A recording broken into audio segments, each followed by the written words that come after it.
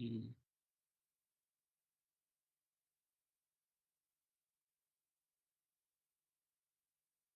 How's everybody doing? Hey, what's up, Travis? Not much. Getting ready for the reading. Yes, sir. Gonna let people Hey, trickle in. People always ask, like, for the link at the last minute. So I'm gonna be checking my phone. But yeah, we're gonna give some time to let people come in. In the meantime, if people want to read for our kind of like opening salvo, open mic, very much on board with people doing that. Hey, Amy. hey.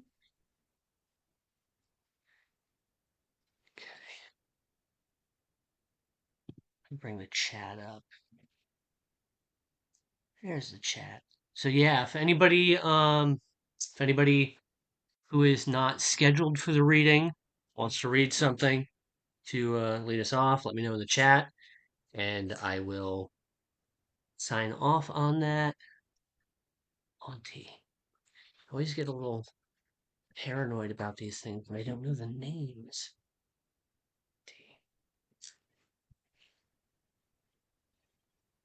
Everybody's being reserved. I think Auntie. Oh no, that's not who I thought it was. Never mind. I thought it was a different person. I don't know who Auntie is. Hello, Auntie. Bethany.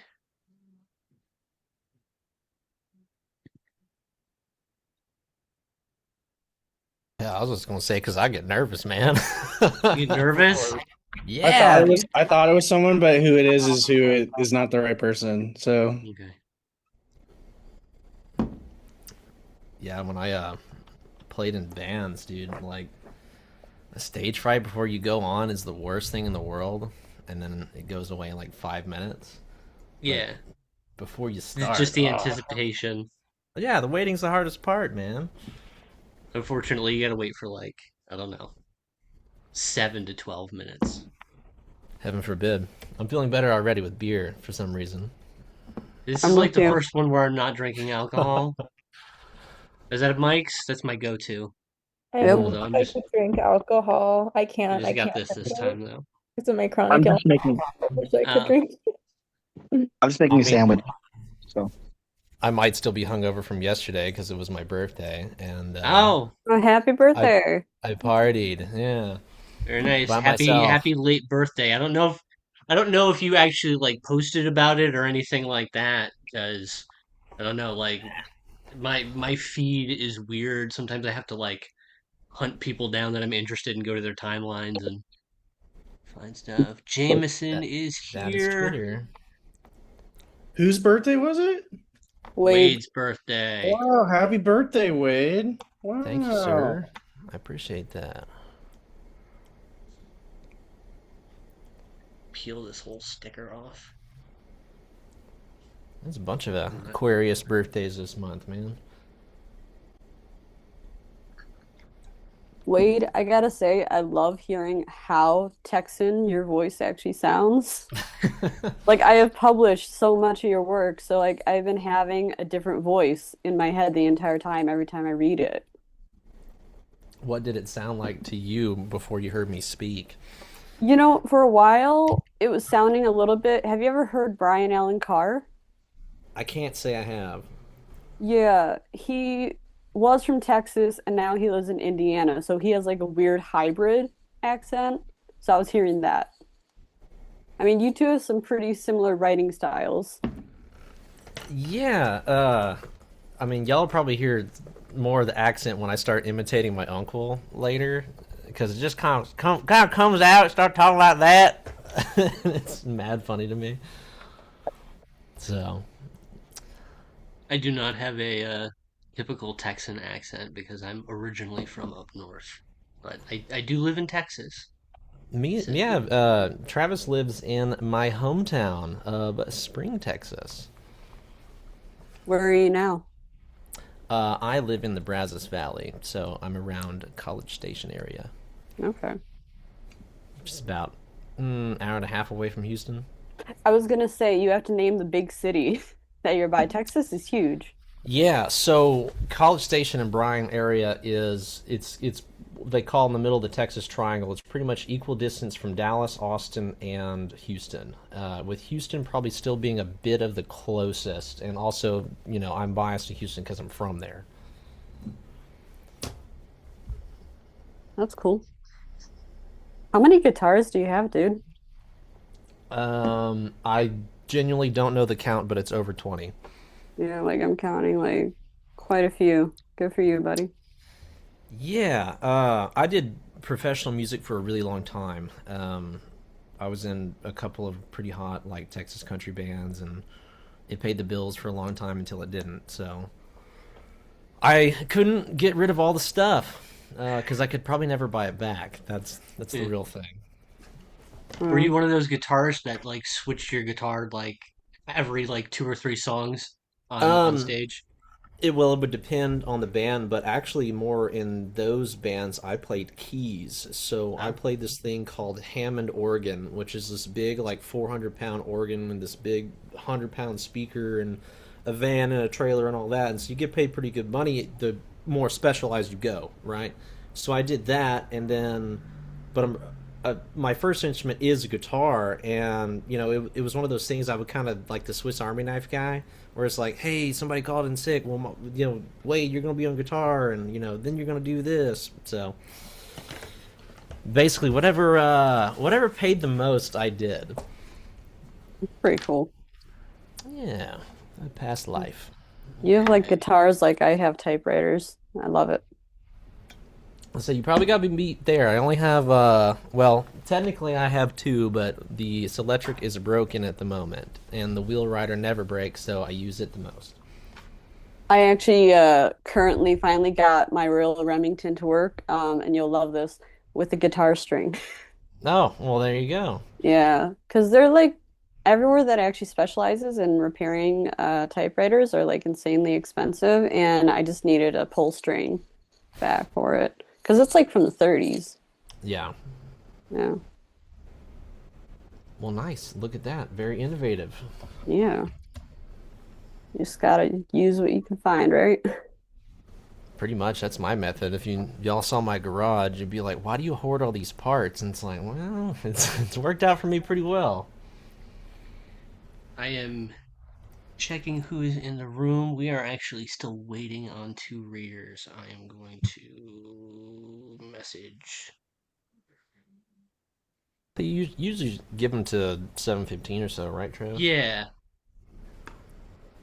This is my and first time doing it, but you got a good turnout, bro. um decent, yeah. This Mm, is this is we generally do, I don't know, 15 to 25. okay. I'm comparing Which you to the lo-fi podcast one that was yesterday, and they had like 18. So I was like, oh, I think you could beat it. we've cleared 18. We're at 16 now, but yeah, you know, once the readers show up, we'll be at 18. I dig it. You just gotta be competitive. I'm not so concerned with that, but I am.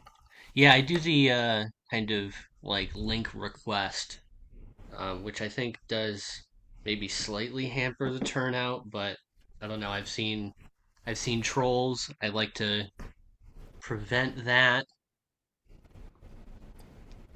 It's which cool. is why we do ask a poet on the readings. Say that's probably a good idea considering the state of Twitter The in state, general. the the Or state I of the guess, union. yeah, Yeah. the atmosphere of Twitter. I'm like checking on my other like computer to see like, did you tweet about it recently? I tweeted about it like 6 or 7 times today. Most recently, about half an hour ago. All right. Yeah.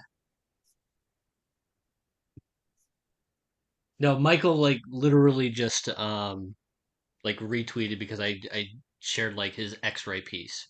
and said it's about to start. So I'm I don't know gonna if he's just do it now too. yeah. Okay. Yeah, I'm on one computer and like yeah, I'm surrounded by tech right now. Yeah, I messaged the group chat and I'm gonna post about it again. I literally just said it's about to start. That's all I could think of in this moment. Yeah, we've got Devin in. That's something. Um, yeah. So if they're a little late, if they run a little late, we're gonna start anyways, and we'll just move around the schedule as needed, and hopefully maybe they'll show up. Sounds cool. What are you drinking? I am drinking a simply lemonade raspberry flavored Ooh, thing. I'm I being sober tonight, which is new. I mean I've got black cherry lemonade, Mike, so it's close. Yeah, kind of. They do have like a raspberry on the mics. I do have black cherry like in the fridge though. It's cool. It is a go-to. Okay.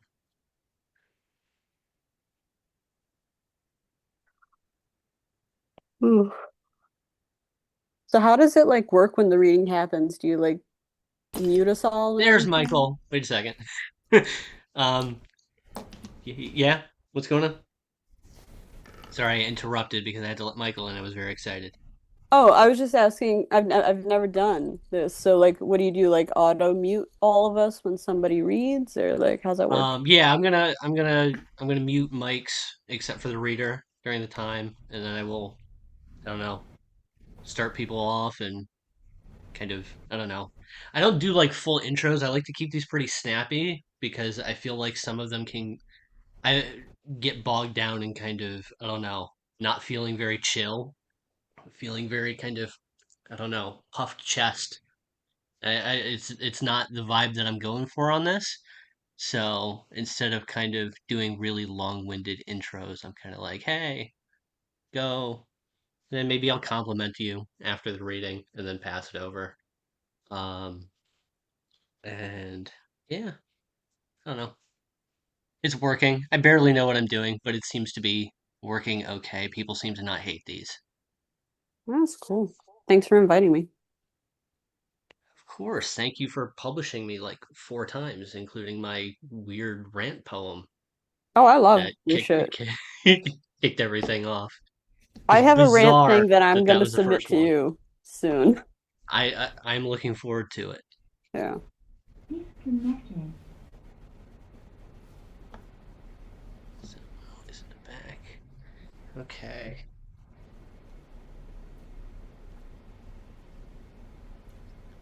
Oh, I was going to ask real quick too. How does my mic sound? Because I'm trying out Zoom sound for musicians tonight instead of noise canceling. I think your mic probably sounds the best out of everybody here, as far as I can tell. Sounds good. Well, You're coming through very clear. I have no idea how clear I'm coming through. you sound You're great. good. Cool. It's a just a basic internal crappy laptop mic, but I'm glad that it's working. I mean, I Yeah, usually use my mic for the podcast, but I'm on a different computer because my main one doesn't have a webcam. Yeah. I used to have like an engineering board and like boom mics and all that shit when I was doing like a podcast when I was in my early 20s. Didn't last very long, but I got very much into kind of the gear and shit, and I just don't do that anymore. I do this, and yeah, I don't know. It's a Zoom call. I just treat it like a Zoom call. That's We are gonna cool. get started. Um, Jeremy is here. There we go. We're up to 19. Hell yeah, competitive. Um, but yes, I'm gonna mute everybody except for Wade. Wade's gonna kick us off. And Wade has been published quite a bit over the past year or so. Many times in Maudlin House, basically holding that place down. Um, and he's been in Some Words. He's been in Dodo Racer. Yay! Clap, clap, clap. Bull, a bunch of other places. Uh, his stuff is funny, except when it's not, and it's really, really bleak and sad, like vegetables. Everybody welcome Wade. Yeah.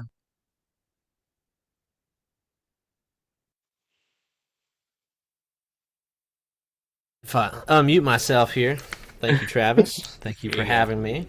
My first thing I said was, all right, man, we're going to read some Texan stories and see what happens. So, this one is about my old buddy Raymond, and some of y'all might have read about Raymond. It's called Wrong Hockey Game. I'm in the garage, working. The alternator in my truck, Big Red, took a shit. It's definitely not related to last weekend's mudding session. The radio is blaring Running with the Devil by Van Halen, and the DJ is a toaster with Spotify. The problem is, I'm the DJ. I light another one of God's cigarettes, a Camel Turkish Royale. 20 minutes later, I'm done wrenching. Just another one of life's $183.79 mistakes. I'm admiring my handiwork when suddenly, yo! New alternator, who dis? Sup, dude? Brewski? Raymond. He always enters like a drop tool. Loud and unnecessary. I don't respond.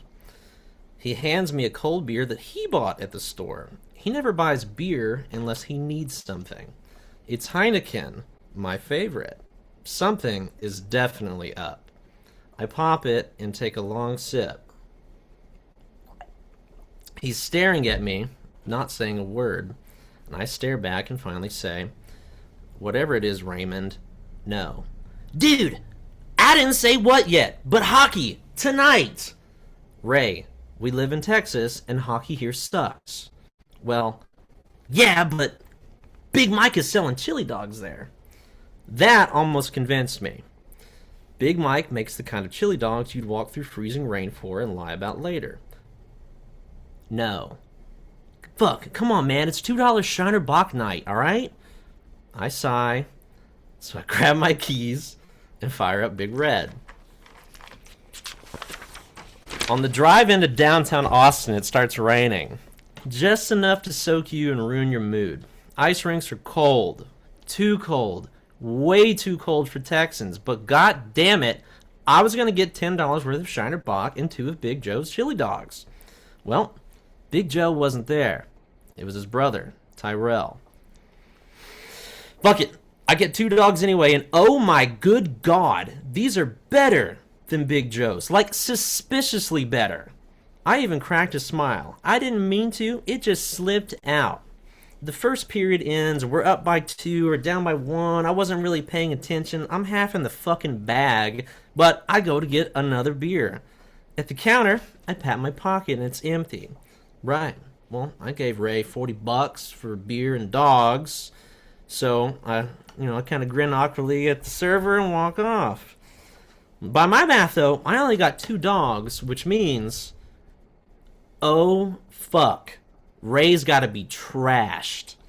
I scan the rink. No sign of him in the stands. He's not by the bar. He's not by the bathroom. He's not at the merch table. He's not even lined for nachos. Then I see him behind the glass on the Zamboni. Half naked with his shirt tied around his head like Hulk Hogan. He's got it wound up doing donuts, or trying to. Slow, icy panic. The crowd is stunned. Children are crying. The drunks are loving it. The announcer just keeps repeating, please remain calm. Please remain calm. Ray waves at me like he's in a goddamn parade, and I give him the finger. The police show up. 3 of them, maybe 4. They don't even ask what happened. They know. We're escorted out the front like royalty, and Ray is still holding a half-eaten chili dog. He offers it to a cop, and the cop doesn't flinch. We're banned for life, but the chili dogs were worth it.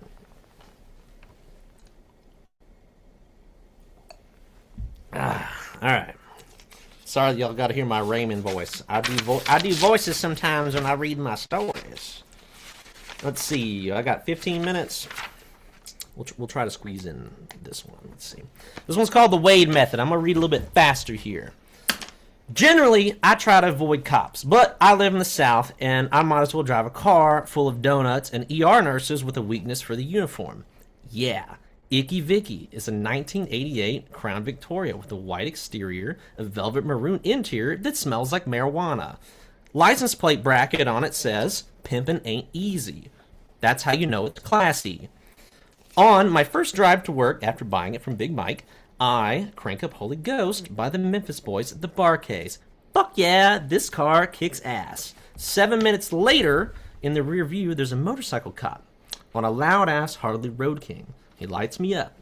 God damn it! So I pull over, and I light a cigarette up to cover the smell. Peak logic. The officer walks up, sunglasses on, boots polished to the kind of shine that says, "I take my job way too seriously." "This car belonged to you, son?" I smiled. "Yes, sir."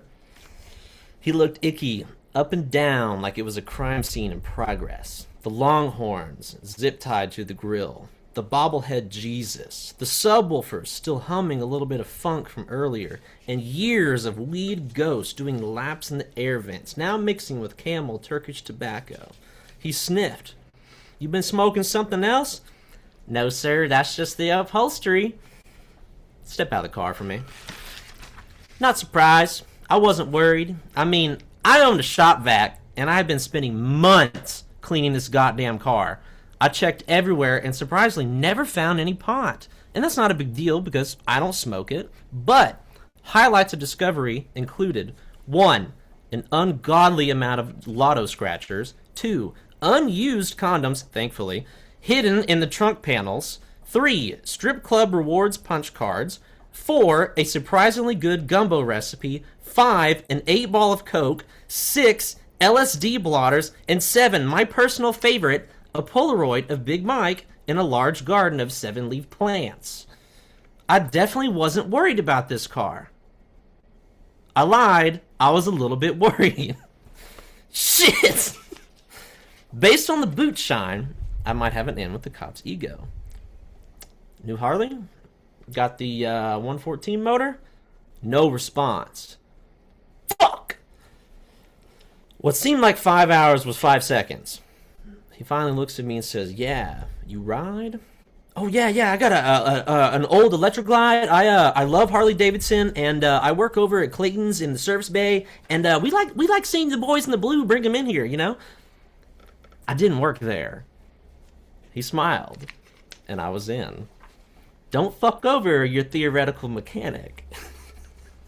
One ironic noise violation ticket later, for loud exhaust, mind you, and I was back on the road. So I cranked the radio again, and the song changes. Oh shit, it's the New Orleans boys themselves, the Meters, jamming Fire on the Bayou. God damn it! I boogie this land yacht onto the interstate, and some jackass Miata cuts me off. So I slam on the brakes, and Icky's nose dives like Scrooge McDuck into a pool of gold. I mash on the horn for long, too long, and I got told I was number 1, which felt pretty good. And I pulled into the lot at work in downtown New Orleans itself, and the horn cover's kind of dented in from all the mashing. So I pull it out, and to my surprise, it came off completely.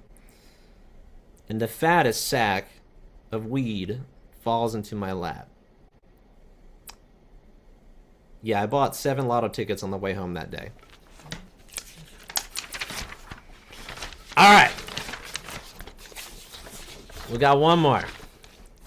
And as I said on Twitter today, this is a story about my uncle who is very close to me. He comes over and brings us Harley, and we work on it and drink beer in the garage. And he's really old these days. He's probably 76. And this is called Maintenance Under Duress. I knew it was coming. My mama and daddy were poor, and they couldn't buy my way out. And when I would not have dreamed of asking them to. So instead of letting some Peckerwood draft officer lotto bitch pick for me, I signed up for the Marines. And after boot camp at San Diego, they shipped my ass off to Da Nang as part of the 3rd Marine Division. They told me I was a motor transport operator. What they didn't tell me was that would mean that I drove into the jungle with the bullseye painted on my back. I was only 20 years old, but I learned how to drive 5 tons of steel right. My CO pounded into my head, the truck is life. The engine is Jesus, God was the transmission, and the clutch was the Holy Spirit. And if you disrespected the Holy Trinity, your fellow Marines died. You died. If the truck died, you all died, and you went to hell. It took 3 months to break my spirit as a man. After 3 months of seeing nothing but pure horror, you start to become numb. Faces look the same, and men become clay. Choices were no longer fun. Everything was survival. And we had moments of silence where all you could hear was the rain and the bugs outside, or managed to trade or steal beer from other companies. And that was a choice too, and no one felt fucking bad about it at all, especially the guys who chased the dragon. However, they were my secret weapon to obtain the comforts of home, which included Playboys, Camels, and 8-track tapes. Well, and honestly later on, where we could steal really big fucking guns. Even with how fucked off it was over there was a routine. An unorganized, messy routine. But a routine nonetheless. It was drive from point A to point B, drop off supplies, pray, and then drive back. Now, that sounds easy, but each time was the worst game of roulette you've ever seen. Supplies were the backbone. Without ammunition, food, cigarettes, or mail, you had no soldiers. We knew this, and Charlie knew this. It made us transports one of the favorite targets of gunfire and artillery. All of us begged and pleaded with the high brass, trying to get more protection on convoy runs. They would send us all on a run and issue a few M60s on Jeeps. Mainly in the trucks, we had nothing but our rifles. If the Jeeps got taken out, we were truly fucked. One day, we're running with about 20 trucks when the lead Jeep takes a mortar and blows into 1,000,000 pieces of steel, bone, and blood. And that's when the small arms fire started. The sound of bullets pinging off steel and whizzing overhead would make you piss your pants. My crew returned fire with our M16s, and meanwhile, I just got deafer, dumber, more confused, and desperate. This was my first firefight, and the first time I smelled how blood was sickly sweet. Explosions were going off all around us, and all I could do was hammer down on the accelerator and keep the beast rolling. Around trucks, tree trunks, holes, and pieces of men. That's all I could do. I was the driver, and I was determined not to let my crew die, and selfishly myself. And that's when we made it up to the first Jeep, and I wasn't sure how many trucks were still behind us. But Arthur shouted, "God damn it, Jim, stop! I'm gonna grab the pig! Winston, you're with me! Move, move, move! God damn it!" And they scrambled out amid the explosions and cracking of rifles. I managed to peek my head out and start firing off rounds from my M16. The first shots I'd fired in the war. And I didn't know if I hit anything other than trees and vines. And my 2 crew managed to start dragging the M60 off the Jeep when it got stuck. "Jim, get your big ass over here right fucking now!" So I did. My 6'8" frame making an easy target for the Viet Cong. I kicked at the gun mount with my size 15 boot, scared as hell, and it finally gave way, and we ran. All of us ran for the truck with the M60 in tow. Once I was back in the cab, I didn't stop again. All I remember was men screaming, the diesel engine screaming, and the rap, rap, rap, rap, rap as they fell belt after belt into the M60. And out of the 22 trucks in that convoy, only 6 made it back that day. Back at camp, amid the injured and the screaming and the chaos of ambulances running through the mud, I managed to light a cigarette with shaking hands and walk over to HQ. The whole time seeing men missing legs and arms begging to go home, and I was sick as a dog. Arthur, my CO, was filing his report when he called me into the tent surrounded by the high brass themselves. He told them, "The only fucking reason I'm able to tell you this is because of Big Jim, and we're not going to lose any more drivers like this man here." And there was the typical grumbling and excuses. And we walked out, still not getting the support that we asked for, typical of the government. And that's when we quit asking. And from that point on, we only did three things. We bartered, we lied, and we stole. We mainly had M54 5-ton trucks, but they didn't have good protection or firepower. That is, until we managed to start stealing from other companies M2 Brownings, known as the Ma Deuce. And we would take anything we can get, and boy would that fucking gun get it. With the M60s, we could fire into the trees and hope. And with the M2, we cut the trees down. I learned to weld and use the torch from cutting up wrecks. We cut off slabs of steel and transform our trucks into rolling death machines, both for men in the U.S. Army and military and for the Viet Cong. The beds of the trucks we would turn into what I called a turtle shell, steel domes with machine guns mounted all around. We stopped carrying supplies and started carrying fuck you. We became the gun trucks. The convoy's wolves, hunters, and mothers all in one. Our M54 became Brutus. It was painted black, along with all the other killers in the pack. But even with Brutus, and Ace of Spades, and Eve of Destruction, all stalking along with the convoys, you could see it in the men's face every time we started a run. They knew it might be their last. And I think the only reason I survived in Vietnam was because of booze. But really, it was just luck and my brothers who taught me to improvise, adapt, and overcome. I left a lot of Vietnam. The only thing I was really able to take from the war was maintenance under duress, truck driving, drinking, and that everyone called me Big Jim. And that's it. That last one is fucking awesome, dude. Like, especially like seeing you get emotional as you read it. Like, added Yeah, a lot. My uncle's really old and he never talks about the war, and I was rebuilding a bike and he came by and he told me some crazy shit, and I just kind of wrote a few things down. So Yeah. I mean, even beyond like, so you have stuff like that, which is obviously a lot heavier. The your more humorous stuff, Doctor Psycho Sex Soda, um, the one that you opened up, the hockey story, but there is a way that the way that you tell stories on the page, it it's good, it works, it obviously works, but especially when you tell them, it is like you write like a guy who is telling a story at a barbecue. And there's something very, very immediately engaging about how you do it. So I think this is kind of like the perfect form. I'm really glad that you were able to show that off and kick us off with a really, really good trio of stories. All right, we are going Thanks, to Travis. move into our next reader. We have Avee coming up. Been a bunch of places shared his work in electric lit today. And I'm just gonna go ahead and turn it over to him so we can be all nice and clean on time. Here we go.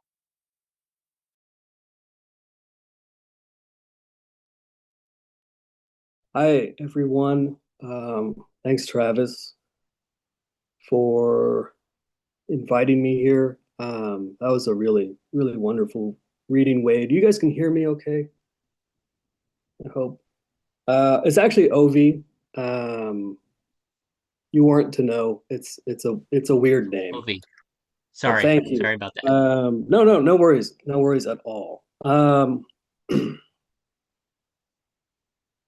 I don't have anything printed out, so I have to read off my phone. This is a story that's very close to my heart, because it's about Z.H. Gill. I have a hard time expressing my love for people, so what I do is I'll take like people I've met, like good friends, and I'll just write a story where they die horrifically. Um, and that's like how I tell them that I love them, I guess. This is called Appointment with Scotch. I decided it was time for ZH to grow up. He had been spending all his time at SeaWorld, promenading from one attraction to the next, covered head to toe in SeaWorld swag. We were supposed to meet for a drink and commiserate, but when I texted him, he replied, "Can't today, bro, catching the sea lion show." I told him I was coming for him and bringing a bottle of scotch and that we were going to finally have that drink, and it was time for him to grow the hell up. ZH had been evasive about the drink, about meeting for a solemn scotch in the afternoon like reasonable and caring and well-intentioned adults. Listen, if it were up to me, I'd be one of those volunteers for one of those small gauge railroads in New England that would smoke a pipe and wear denim coveralls. I would have casual sexual relationships. And I would attend the vast majority of single A home games. But then I turned 37 and realized, Ovie, it's time to grow up. And this entailed, of course, having solemn conversations in the afternoon over scotch about the economy and the arts and our retirement fund. But ZH kept delaying the scotch. "We have an appointment with Scotch," I texted him when I arrived at SeaWorld. The children were braying around me, little lost idiots. "Dude, so awesome you're here," he texted me. "Meet me at the Sea Lion show." I knew what he was doing. He was trying to disarm me. But it was time to drink scotch. So what if there were splashing nearby? I had to drink scotch once in a bounce house with my father-in-law at my niece's birthday. It was not ideal, but the clock struck 2, and we realized if we didn't get an afternoon scotch session in, that we'd be up all night feeling anxious and indigested. I asked ZH once, "Don't you feel anxious and indigested at night?" And he answered, "Oh yeah, I just blow it out my ass and change the sheets, you know?" Jesus fucking Christ. When I think of a person so incurious as to his own needs, who is just willing to shit himself constantly, I think of ZH. I caught up with ZH in the line for the Sea Lions and proffered the scotch. He shook his head and said, "Oh man, I'm okay. I just want to be present, you know?" "You'll have a scotch," I said to him. "You'll have a scotch. It's medicinal and social." "I feel fine, bro. I'm at SeaWorld. We're at SeaWorld. Come on." "You have a spot of this scotch, and you'll carry an entire ocean inside you at all times," I said. But he wouldn't do it. He would not relent. "I'm not ready," ZH said. "Just one more season. One more summer." "ZH, it's time. I am here. I wouldn't be here if it weren't time." "Time to grow up, you mean?" ZH shouted as he backed away from me and took off running. I gave chase. I followed him past all the attractions and to the very back of the park where the orcas worked with their trainers. There was no one around. ZH climbed up to the platform adjacent the big tank. "I'm not ready," he shouted. "I'm not ready for scotch. I'm not ready to grow up. What does that even mean? Ogling women, paying taxes? Does it mean children? And dealing with their constant goddamn stupefaction? I'm not ready. I'm not ready." ZH covered himself in a bucket of chum and threw himself into the big tank. And the orcas, the mastiffs of the sea, devoured him. Years have passed, and I can only recall this moment with any sort of sagacity because I've just had an evening scotch. So, ZH, he's dead. I apologize. Monday, Wednesday, Fridays, I lecture 3 classes. My voice is gone. I really have enjoyed this so far, but I'm gonna stop, and I just want to say again, thank you, Travis, and thank you, Wade.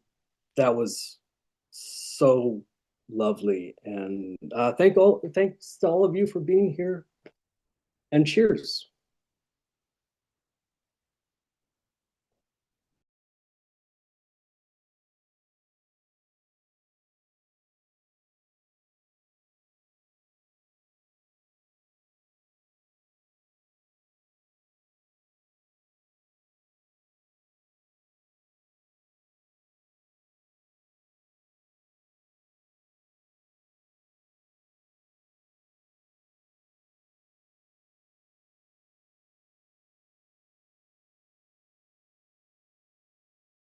Travis, I believe you're muted.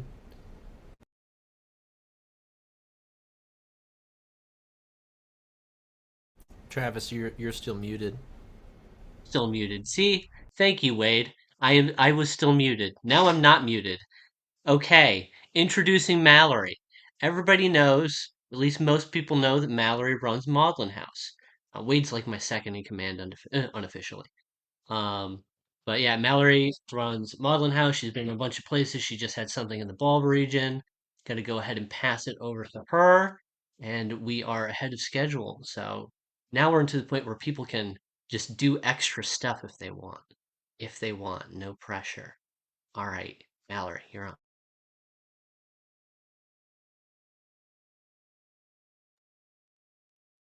Am I on? Yep. Okay. Um, I am actually not supposed to announce this, so everybody just I have a short story collection that's going to be coming out in October, and I think a lot of you like have read the Dave stories, and it's called Book of David, and it's very biblical and crazy. But this one is one of my favorite pieces that I wrote, and it does not contain a Dave. This is basically to Dave, and it's called Handbook for the Recently Deceased. Handbook for the Recently Deceased. You were alive, now you're not. Make peace with it or don't. It won't change anything. Navigating the afterlife. You exist, but only as an inconvenience. Being a ghost isn't hard. You just have to stop pretending you matter. If you hesitate, you'll get stuck. You'll be half in and half out. A tragic piece of furniture no one can explain. Doors are pointless, but walking through them will make you feel more human again. A lie, but a comfortable one. Sometimes the floor will forget you exist. You'll step forward and find yourself hovering. A few inches, a few feet. There's really no pattern. Get used to it. If the ground does decide to hold you, don't get sentimental. Floors are fake. Gravity is a corporate construct. Move accordingly. You are neither here nor there. You'll get used to it, but not in a way that feels good. Dealing with the living. They refuse to acknowledge you, not because they don't believe in ghosts, but because they believe in themselves too much.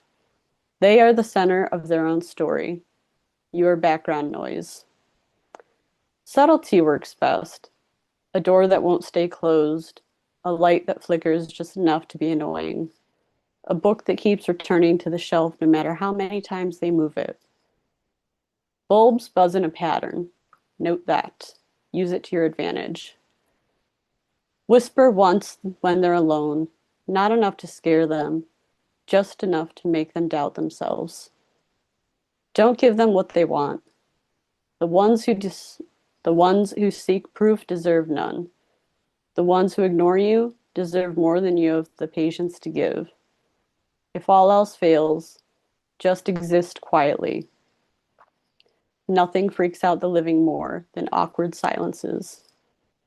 It's not that different from being ignored when you're alive, except now it's just not personal. Understanding your new form. If you weren't weird before, you are now.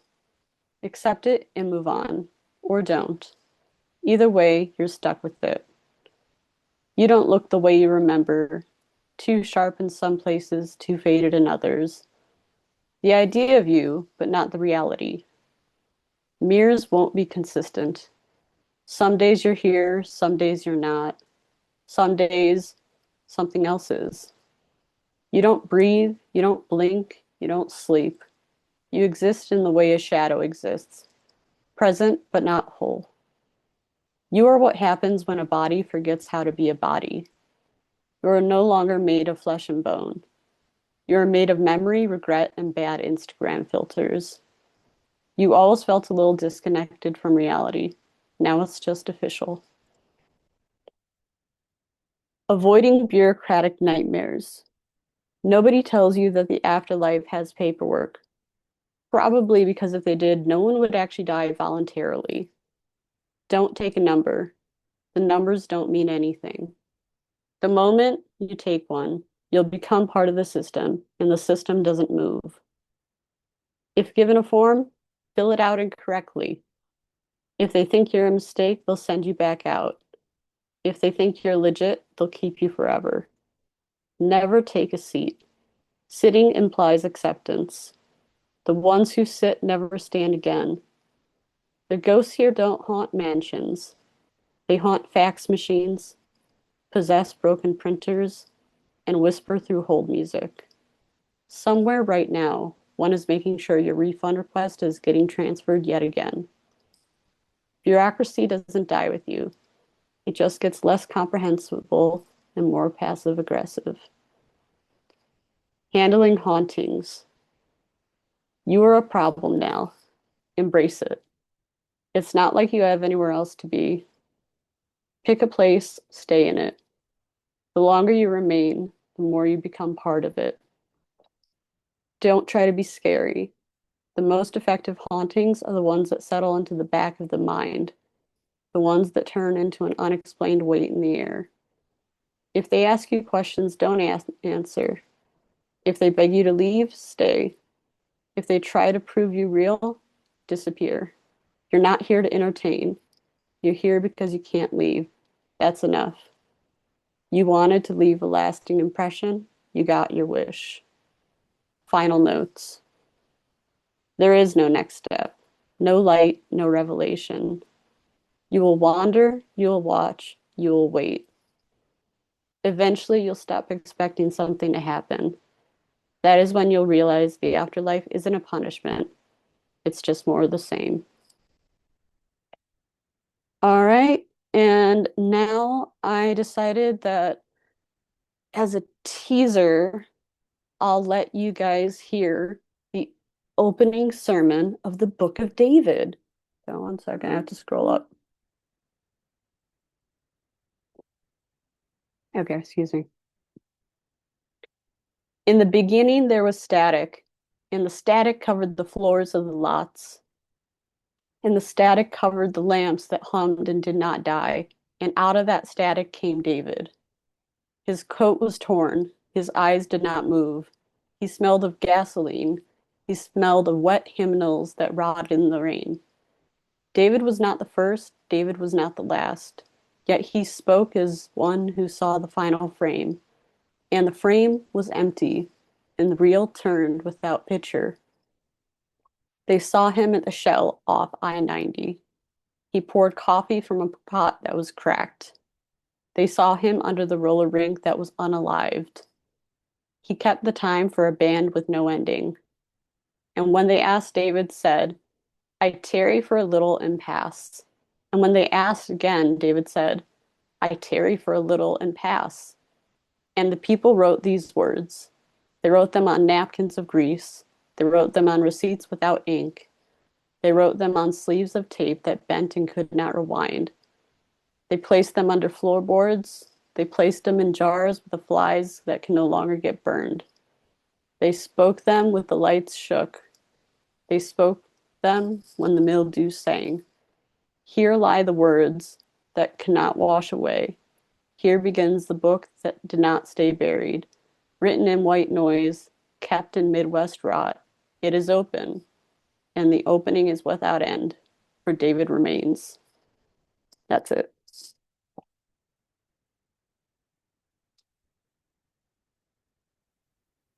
All right, I'm remembering to unmute myself this time. That was great. I'm looking forward to the Book of David. Um, Riley funny. There's something about like this is something that I appreciate and I try to do occasionally. The mixing of like the modern internet lingo with something more profound and like the weird kind of juxtaposition between those two things kind of spilling into each other. So you're giving a sermon and then Unalive comes in and I'm like, Yeah. yeah, I don't know. I really appreciate that kind of I don't know that kind of split voice spilling into each other and forming this kind of weird grandiosity around, yes, hallowed be thy Exactly. sleigh. I'm not gonna say I don't have things like that in the book. It's all over. Yeah, but yeah, I'm going to obviously be keeping an eye on that. So we had Tanya scheduled next. I still don't know what's going on with them, so we are going to continue in the line as far as who is here. So Gina, you're up a little bit early, if that's okay. I'm gonna go ahead and pass it over to you. Yeah, you muted me. There we go. Okay. Perfect. Okay, thank you for hosting this, by the way. This is great. I'm gonna read just a short nonfiction essay that was just published in like Haskell Industries. They have Memo #1, the magazine of emerging American writing. So that's really cool. Cool to hold it in my hands. Also, they're soliciting for their next issue. So everybody here should submit, obviously. Okay, here we go. Blood test. Years ago, my father told me that he could have been a firefighter. They wanted to hire me during the strike, he said, but I wasn't going to be a scab. I couldn't imagine him as a firefighter anyway. Firefighters are heroes. When my mother ran off with her lover, my father took care of me, but this seemed like a chore to him. He hated working, and when he injured his hand during a work accident, we lived off the payout for years. I couldn't imagine my father as a teen, that bespectacled blonde boy with the Mickey Mouse tattoo. He wouldn't run into a burning building. He'd never forgotten the Our Lady of Angels fire, which claimed the lives of 92 school children and 3 nuns in 1958. The schoolhouse was an old wooden building with only one fire escape and no fire alarms. The loss of life might have been smaller if not for the baby boom. Stuffed into classrooms, all those children had nowhere else to go. Some jumped from second-story windows. All of them prayed. When I can stand him, I find my father noble. He cares about people, or at least he often rounds up his purchases at the checkout counter and donates the money. Once they put his name on the wall of the grocery store for donating to St. Jude's so often. He was so excited that he sent me a picture. I found it to be uncharacteristically generous of him. God looks kindly on those who help, he texted. He was only doing it to benefit himself. I'm judgmental, but there is such a lack of goodness in the world that perhaps any charity is welcome, regardless of motive. And yet, I never know what to pray for. I'm charitable in the sense that I donate. I volunteer, I listen. I've never really given myself to a cause, though. I've never been truly selfless. I've never donated blood. I went once when I was in high school, and when the nurse pulled out the needle and its thumb-sized pump, I fainted. I remember the feeling distinctly, the rush of hot air, a wave of nausea, tingling, then intermittent darkness. That was more than 10 years ago. Now I'm taking the train to the phlebotomist to get a full panel. There's no real reason for it. I'm healthy, but it feels long overdue. I've outgrown much of my squeamishness about blood and needles. I almost relish the craters of my body now. Cuts and scratches get me out of my head and into the world. I pick off my scabs. I peel up the bloody crisp, and the pain feels slight. Pain you can pinpoint is pleasure. Working at an ice cream parlor to support myself through graduate school, I picked at the calluses on my hands left by the slender scoopers, counting the hours until my shift was over. Each hour, you'd rotate from one station to the next, collecting a litany of cuts and scrapes. Scratched knuckles on the frozen side of the barrels, burned fingertips from the waffle irons, forearms and elbows soggy from hot, sudsy dishes. I'd feel the customer's eyes on my hands as I'd scoop their cone. My hands were sanitized, but marked with calluses, scrapes, and scabs. I wanted to remove the scooper and deviously grab the ice cream with my clawed hand, squeezing it into a ball until it seeped through my knuckles and down my arm. That'll be $12, I'd say, and drop the lump into their outstretched hands. My mother was always fabricating ailments to get out of her obligations. I remember the time she lied about having a coronary stent implanted. It was the first time she ever lied about having major surgery. I was a teenager, and I called the hospital asking to be patched through to her room. There's no one here by that name, said the nurse. All my life, I have been too scared to reckon with her, and now I must do it every time I see myself in the mirror. We were estranged for a long time, a mutual decision, though her quirks and penchant for avoiding her problems didn't help. She used to tug at the collar of her shirt and show me a faint white scar near her heart as though it were proof of her pain. I suppose this is the least of her transgressions against me. Old wounds, yet the throbbing persists under my skin. I do not know why I'm still so bitter. When I called to schedule my blood test, the woman on the phone asked me what kind of test I needed. A regular one, I said, just a checkup. I didn't know that blood tests are supposed to be requested by a doctor and drawn for a specific purpose. I just knew that I needed to be tested. Feather weighed on the scale of time, blood in various vials. The woman asked me over the phone if my family had a history of illness, and I didn't know where to start. My parents are mentally ill, and everyone in my family has died of alcoholism. I'm tired all the time. Sometimes I see stars when I stand up too fast. Just high blood pressure, I said. A, B, B, O, my unknowing another degree of separation between my parents and me. I'm in this body that lacks belonging. I'm feeling without a shell, an oozing grub with no meaning. I don't know if I'm sick or well, as if this blood test could reveal everything that's wrong with me. A deadly illness that explains why I feel the way I do, why I look like me and act like me. A label would liberate me. I have a predisposition for selfishness and overthinking, an excuse for my moral failings. I imagine a blood disorder would preclude me from having any children. I wouldn't have to grapple with my fear of turning into my parents. I think about invoking my right to celibacy and ending my family's bloodline, enacting divine punishment upon us all. Sitting in the chair at the doctor's office, I clench when the lab technician asks me to stick out my arm. She hands me an alcohol wipe and tells me to inhale. She asks me not to close my eyes and gives me a stress ball that's shaped like a cartoonish drop of blood. It has big round eyes and a goofy smile. I squeeze it until its eyes pop. My eyes start to water. The technician pats my hand. She asks me questions about my day, but I stutter when trying to speak. I look at her and she's so calm. Every day is the same. She comes to work so selflessly, does the job that nobody else in my life does, looks after me, speaks to me kindly and warmly. After this, she will go home to her family and treat them as softly as she treated me. I wish I could be so good. I just want to be good. Thank you.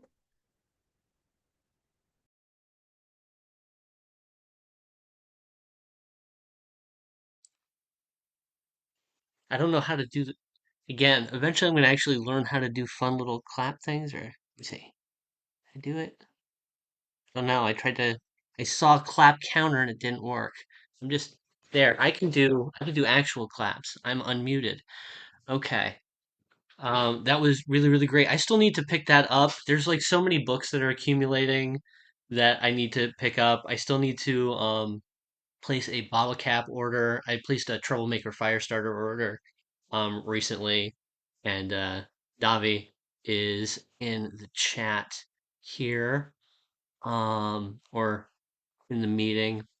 But yeah, that was really, really great. I'm pretty much sold on Haskell too. Between you and ZH, I know I need to pick that up. Um, but yeah, that was really great. Um, we are going to keep things moving. I've got my little list here. Go back to my little list. Yes, Michael is up next. Michael wrote a story today, and I believe that is the story that he is going to be reading. So I'm going to go ahead and turn it over to Michael. That is correct. I did write this story today. Travis, thanks for having me and putting this together. Had a pretty weird ass dream last night, so I wrote a story about it. It's called Dispatch. 8 months after the invasion failed, our newspaper had electricity again. Someone in the Army's logistics division owed my editor-in-chief a favor, and in exchange for some promised puff pieces, they agreed to connect the building with our sole working printer to the fragile power grid. The printer was a tiny machine, a by now ancient letterpress kept in a storeroom we affectionately dubbed the museum, but it fed 2 dozen one-page newsprints an hour into our grateful instinct hands. Before this, we published the paper by hand with whatever we had on hand. The shreds of cardboard boxes, old envelopes pilfered from post offices, or the backs of legal orders we found in a room at the municipal court. With power, we approached something more consistent, and now we could work at night. We estimated an official circulation of about 500, an amount we considered a small miracle, though we told ourselves that if you just counted the word of mouth, we easily reached half of Boston. People devoured our editions at the ration stations set up in the rubble of the common, and the worksite at the waterfront where soldiers and civilians were lifting one of the invaders' landing craft out of the harbor. I even sketched the landing craft at Dark and Bulboid Spear Point and got it printed in the morning edition. Let it be said that humanity will never lose its curiosity, not even after a fight to the death. Nor will true journalists lose their desire to feed that curiosity, to create and deliver the news. The invasion had shattered the public internet, though a source once told me a few satellites up there still worked. And all the easy links between people were gone with it. Everyone, myself included, kept reaching for our pockets to connect, to feel the hive mind, to feel happy or sad or together. We intended to rebuild these connections with the stories people told us, chased by illuminated terrors descending from the sky, family members dragged away, lakes and rivers drained down to fish bones. I interviewed a woman who shot her husband rather than see him bleed to death after after an invader sliced the door he was barricading and severed his arm.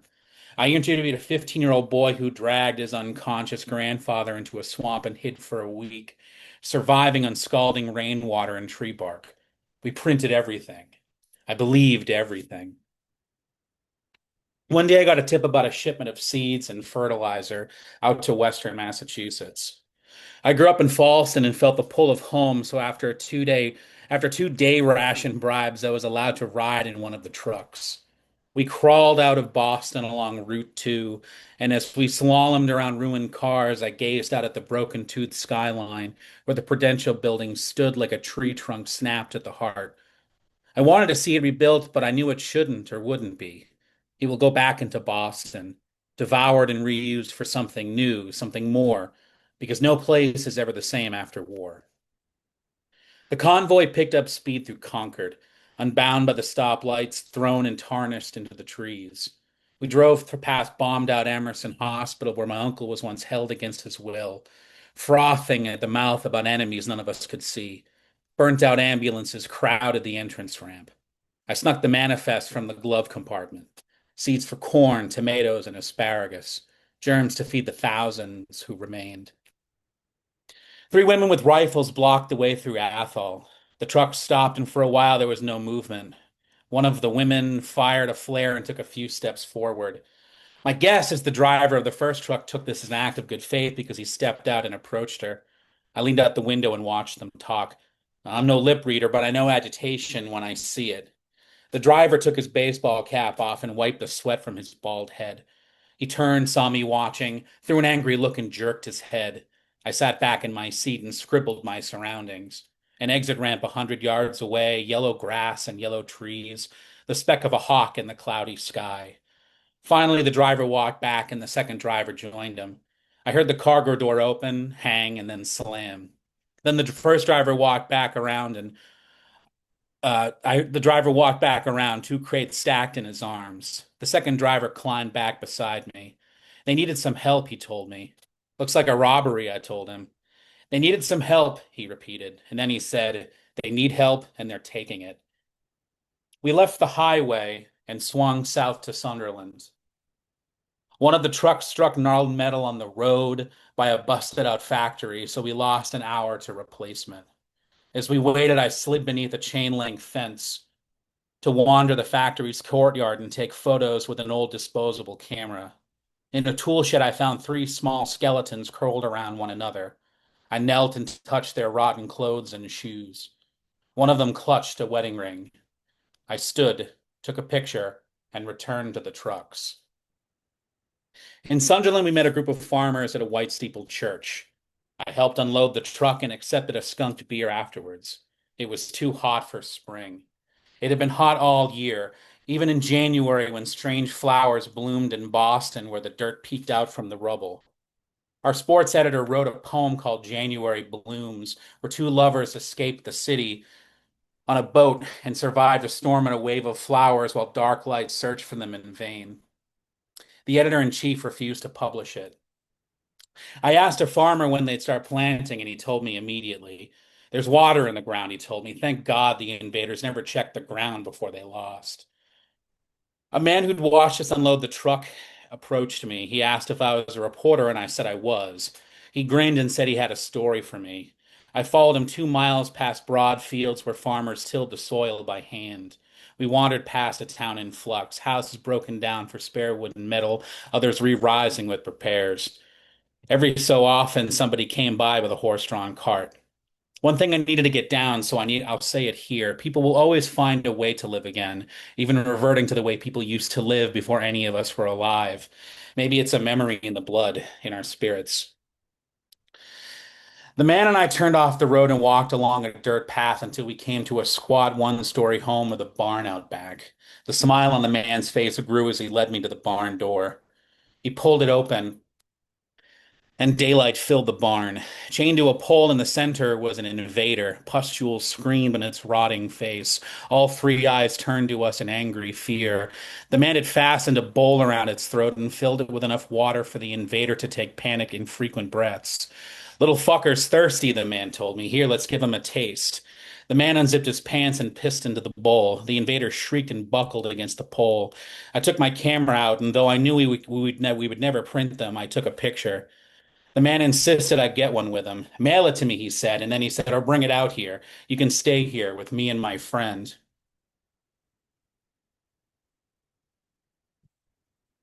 How did you capture it? I asked. You don't want to know, he said. I pocketed the camera and told him I needed to get back to the trucks. Whatever, the man said. Nobody's got a home, not anymore. Then the man kicked the invader and laughed. Outside, I stood in the yard and listened to the sounds in the barn. The laughter, the wet shriek of the invader.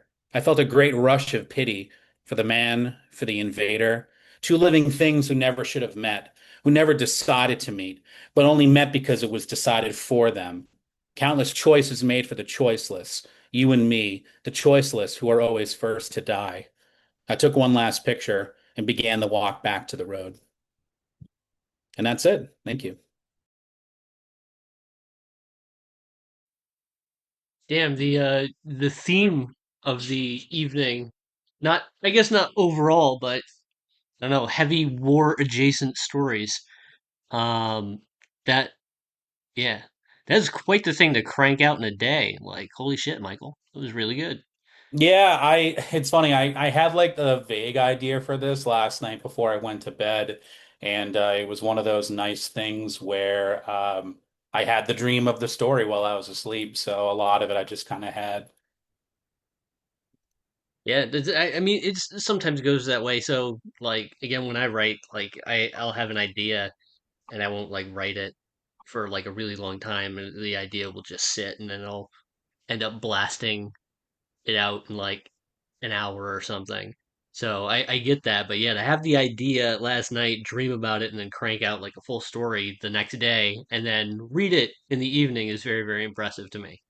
I don't I don't operate on that tight of a schedule for the most part. So Yeah, no, got very lucky, but yeah, thanks for giving me the chance to read it. yeah. Okay, so we've got Amy next, and Amy is going to be reading from her new book. And Amy, if you'd like to go a little bit longer due to the kind of shorter sets and the circumstances of this reading, you are free to, but no pressure.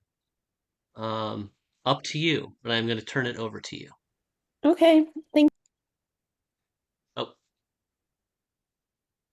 I in a second. My channel is jumping around. I tried to mute me and I muted. So I'm not muted now. Okay. Okay. I'll be reading from my new novella, which came out a week ago. Chapter 1, Barstow, California, 2014. Tessa's father was fond of reminding her that she was the first person in her family not to go to college since her great-grandparents. Well, makes sense, she would reply. That's why they're great and I'm not. It didn't make sense, but she would laugh anyway. her stoned, stupid-sounding laugh as her father grew more and more disapproving on the other end of the phone. They had to get in contact mostly by phone these days because Tessa hadn't been home in months. Being on the road did that to you. Since dipping politely out of the college track, she had been touring with her doom metal band, Pestilential Harbor, for nearly a year. Only a small portion of that had actually fit the technical definition of touring, booking shows and playing to live audiences that numbered between 10 and 200. But she liked to tell people they had been touring for a year because it elicited a certain level of respect. But the reality of Pestilential Harbor being on the road was a lot more grueling and a lot less glamorous than most people thought. Pestilential Harbor? What is that? A disease? Tessa's father had asked her when she first told him about it. A lesser demon? A hotel that nobody ever comes back from? No, she'd said, proud at his discomfiture. It's a doom metal band. My doom metal band. And it's going to be a success. It won't turn into a demon, probably. See that it doesn't. Now, nearly a year later, she tried to tell him as little as possible. Yes, they'd been on the road for 11 months, snaking from San Jose to Fresno to San Bernardino and then back up north to Sacramento and Quincy and Redding, and then down to Sacramento again, then Fresno, then Barstow. Yes, they'd been working on their music. No, they hadn't been booking as many venues as they wanted to. Yes, they were mainly coasting on the money from Nico, the bassist, and his parents, who for some reason still gave him an allowance, despite him being the oldest of all of them. Yes, they had no future. Every day, they would smoke weed and brainstorm and work, or attempt to work, on their music. Every night, they would have breakdowns. One night, it would be Emery's, the drummer. And the next night, it was Zach, the rhythm guitarist. They were polite. They took turns. Tonight, it was Nico's turn. It was the middle of July, the air tasting like leaves and moss and things pulled up from the darkness underground. They were staying in a motel right now, just to get out of the RV. But things were hardly less cramped in the motel. It was Tessa and Alistair in one room, and Zach, Nico, and Emery's in another. Tonight they were all gathered in Tessa and Alistair's room, and despite the open window, the space quickly filled with the fecund, skunky odor of pot. Whenever one of them cracked a beer lid, a new layer of scent would form on top. Yeast, ammonia, the tang of vinegar. Every once in a while, a light would sweep by the window and throw a ghostly cast over their faces. Tessa found herself unable to stop glancing at Alistair whenever this happened, at what was illuminated there, his crooked nose, his sweep of dark hair above pale brown, almost ochre-colored eyes. We would have gone under long ago if it wasn't for me, said Nico, staring into the depths of his can of beer. I'm the only thing keeping us afloat. It's pathetic. Yeah, we know, Nico. Zach prepared to take another pull on his joint. You've bragged enough. Zach was the band member Tessa knew the least. She had known Nico and Emery since high school, had gleefully boycotted prom and pretty much every other non-mandatory school event, and some mandatory ones, with them and her other friends. As a fledgling, the band had consisted only of the three of them, but then Zach and Alistair joined a few months later, sauntering in thanks to one of Nico's Craigslist ads. Who's bragging? Nico slammed his beer down on the rug, a gesture that did not produce the sound he'd probably hoped for. The rug was very soft, almost squishy. How is it bragging to have a band that literally only exists because of my freaking allowance? Not because of talent or ambition, but because of my mommy and daddy. Zach, with the smoke still in his lungs, just looked at him. Finally, he exhaled and coughed spastically. Mostly mommy, he choked out. Nico drained the rest of his beer and threw the empty can at him. It bounced off his knee. Tessa got up to open the window further. It creaked hideously as she dragged it down, squealing like a mouse being stepped on. The still warm July air seeped in, and she felt it collect on her skin, bits of dirt attaching themselves to her forehead and cheeks.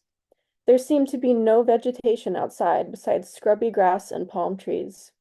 Palm trees, through no fault of their own, were some of Tessa's least favorite trees. She had not known, for the majority of her life, that most people didn't have favorite and least favorite trees. They were ubiquitous in the West and in the South, and were valued more as symbols for these places, Florida, Hollywood, Los Angeles, than as trees in and of themselves. They had been co-opted by postcards and murals, made trite by decades of commercialism and success. As long as she could remember, Tessa had been fascinated by trees, their size, their root systems, their often immense and unbelievable age. Sometimes it felt crippling that she was a person, a being made to experience the world in just a few predetermined ways. Her sensory organs, her eyes mostly, closed certain things off to her. They reduced everything to what she could see, a life where all she could observe was all that there was. Maybe trees, with their dearth of sensory organs and visual stimuli, had a way of experiencing the world that was far deeper and more intelligent than humans. "Hey, we're talented," said Alistair. He had a way of guiding their conversations back to a more productive, positive note. It was one of the things Tessa had first admired about him. His ambition, his refusal, except admittedly on his breakdown nights, to give in to despair. It made him seem older than the others, even though he, like Tessa, was only 19. "Don't you think so?" Nico ignored him. "How can I even say I'm an adult? I'm 22, living in either a motel or an RV, depending on the week. I don't have a college education." At these words, Tessa's stomach gave a little twist, like a worm turning over. "I'm clinging on to the last tattered shreds of my hopes." "Hey, that's a good line," said Emrys, the drummer. He was Welsh, with a thin build, vibrant red shoulder-length hair, and cloudy blue eyes. He was also trying to grow a beard, but his genes didn't seem to support this idea. "Tattered shreds of hopes. I'll write that down." He tapped it into his phone. "It sounds a little long and melodramatic," said Tessa, coming back from the window. She sat down next to Alistair again, trying not to look at him. "No offense, Nico. Maybe we can cut it down to tattered hopes?" Emrys sighed exaggeratedly. Okay, I'll put a note. Tessa thinks it's too melodramatic. I'll be sure to bring that up to Greg." Greg, their booking agent, had not been in contact with them for months, but they all tended to ignore that. They spoke about him like he was a father who'd run out to the corner store to buy cigarettes and would be back shortly, despite having been at the corner store for 3 months now. Nico's head lolled back against the couch, which was stained with what looked like grape juice or port wine. Ugh, how is it only 1 a.m.? I feel like it's been 1 a.m. for hours now. It's like the morning will never come. "Hey, that's even better," said Emrys. "What about the morning never comes? Or the morning never came?" He began typing in great excitement. "Fantastic title, but it's been done," said Tessa. "Swallow the Sun did it like 10 years ago." "Of course they did." "What? It's not like anyone would notice," said Nico in despair. "Because no one will freaking hear our music anyway. What was the last show? Like 10 people?" "That wasn't a show," said Alistair. "It was the tail end of someone's 30th birthday party, where everyone was dopey and blasted enough to give us a chance." "You're helping." "I'm just being realistic." "I'm sure that's what all the successful people said. I'm just being realistic." Yeah, that realistic, sober kind of attitude will get you far. "I thought success isn't on the menu for us, Nico. Or have you been talking about something else this whole time?" Nico sighed. "You're not supposed to freaking agree with me. You're supposed to tell me I'm wrong and raise me up and support me." "I thought it was your parents' job to raise you up and support you," put in Zach. And at this, Nico lunged across the carpet, picked up his empty beer can from where he'd thrown it, and threw it at him again. It bounced off his other knee. I'm tired. Alistair stretched his arms over his head and his shirt rode up, exposing 2 inches of pale stomach. Tessa's eyes stuck there for a moment before she could drag them away. Me too, she said.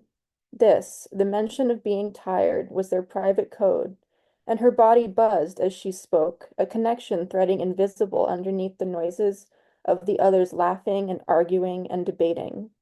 The two of them finally managed to get the others out of the room. Nico slouching, his long neck bent like the stalk of a plucked flower. Zach smirking, and Emery's still tapping potential song titles into his phone. Alistair called out good night and shut the door behind them. There was a moment before he turned around in which Tessa, sitting completely still, could feel the blood rushing through every part of her body, coursing through the maze of her arteries, making U-turns at the ends of her fingers and toes, collecting and recollecting in the chambers of her heart. This was how she imagined it, anyway. Around them, the hush of a motel at night. Underneath the stench of pot smoke, that blankness made up of the combined remnants of dozens of different people and belongings and lives and exhalations. You could find it in gas station bathrooms and Penn Station and airport bathrooms. All those lives combining to make a not smell, a sense of lack.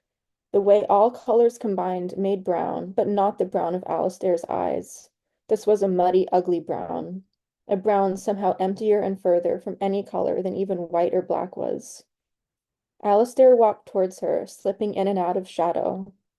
She thought of jungles, of light pouring through the canopy of leaves, although they were probably as far from a jungle as they could get. He sat down on the bed next to her. It gave beneath his weight. She thought, momentarily, of a stone sinking into water. So, he said. So, she said. Her voice was breathless and anticipatory, not at all like his, which was always the slightest bit cool, removed, and sarcastic. He waited for her to lean towards him, just the tiniest bit, before closing the gap and pushing her down onto the low, stained mattress. The end.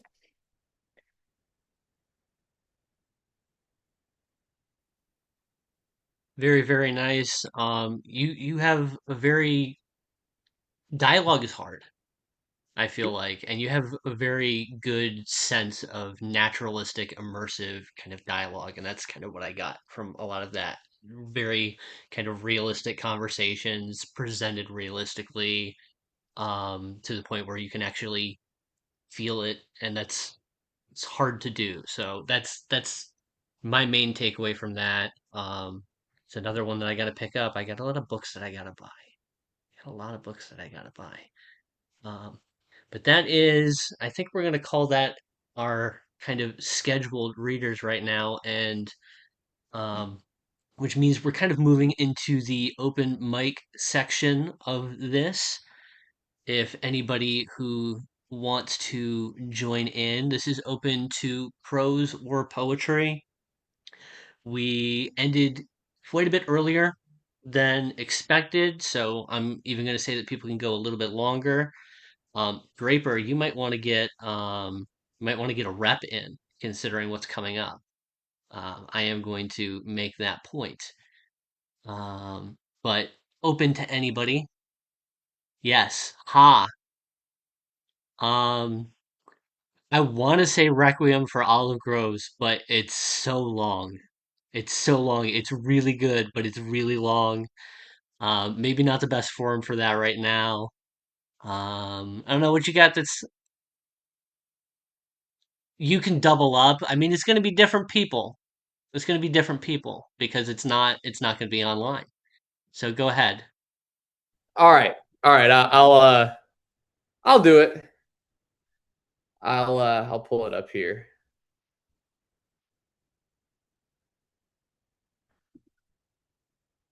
All right. I know a couple people in here I've sent it to a couple people in here just for to make sure it sounds good for the reading. So I know it won't be new to everyone, but thank you, Travis, for this. I'll do it. It's called I called it At the Edge of the Wind. It's a short shorter than the Requiem for an Olive Grove. So yeah, I can get started. One day you will wake up and leave the only place you've ever known. You will spend the whole day prior purging your thoughts with labor. You will load into the U-Haul the tables, chairs, booze, plates, cutlery, nightstand, books, oh Lord, boxes of books, non-perishables, one or two televisions, bags full of clothes, shoes, an expired Xanax you've been saving since 2014, a couch, jackets, mirrors. Entire panels of hardwood floors that haven't been seen in half a decade become exposed under a film of dust. You will walk around the cavernous home, and your steps and voices will bounce off the barren walls and echo across the empty room. You'll get a beer with your ex girlfriend. You've been waiting to escape her clutches for almost a year, but now that it's happening, you're scared. You look into her sad eyes and remember the good times, like when you jumped off a slick black cliff into Lake Superior, or the drive home from Chicago in the dead of night on a sheet of ice and having the thought that if we died, at least we die together. You'll remember that she saved your life, and the only thing she asked for was your presence, her wet and terrified eyes under that artificial glow of yellow hospital lights. You'll remember her coming home drunk at 3 in the morning with her Kia Soul parked halfway onto the neighbor's lawn. You'll remember sitting on your patio, smoking, watching her feed the neighborhood strays. You'll remember how her sweat smells after a long shift, that indescribable and unmistakable stench of a kitchen. It all feels so long ago, even though you haven't left it yet. You'll remember your parents, your sister, your friends. You'll think about those long lost, frigid pink dawns rolling up manual window cranks and deteriorating sedans thick with weed smoke and a busted speaker that hums Chief Keef. You'll think of tepid, swampy nights, shooting hoops on crooked baskets in the gloaming until nobody could see the ball. You'll think of summer days on scorched pavement at car shows, the smell of motor oil and mothballs, your grandpa's gruff voice testing you on your knowledge of domestic makes and models. You'll drink 2 tall beers, then drive home. There will be industrial fireworks launching off your street, leftovers from Independence Day. You'll walk inside your house and see the only things left are a sleeping bag and your cat. You'll share the sleeping bag with your ex, and you're pretty sure this is the last time you two will ever touch.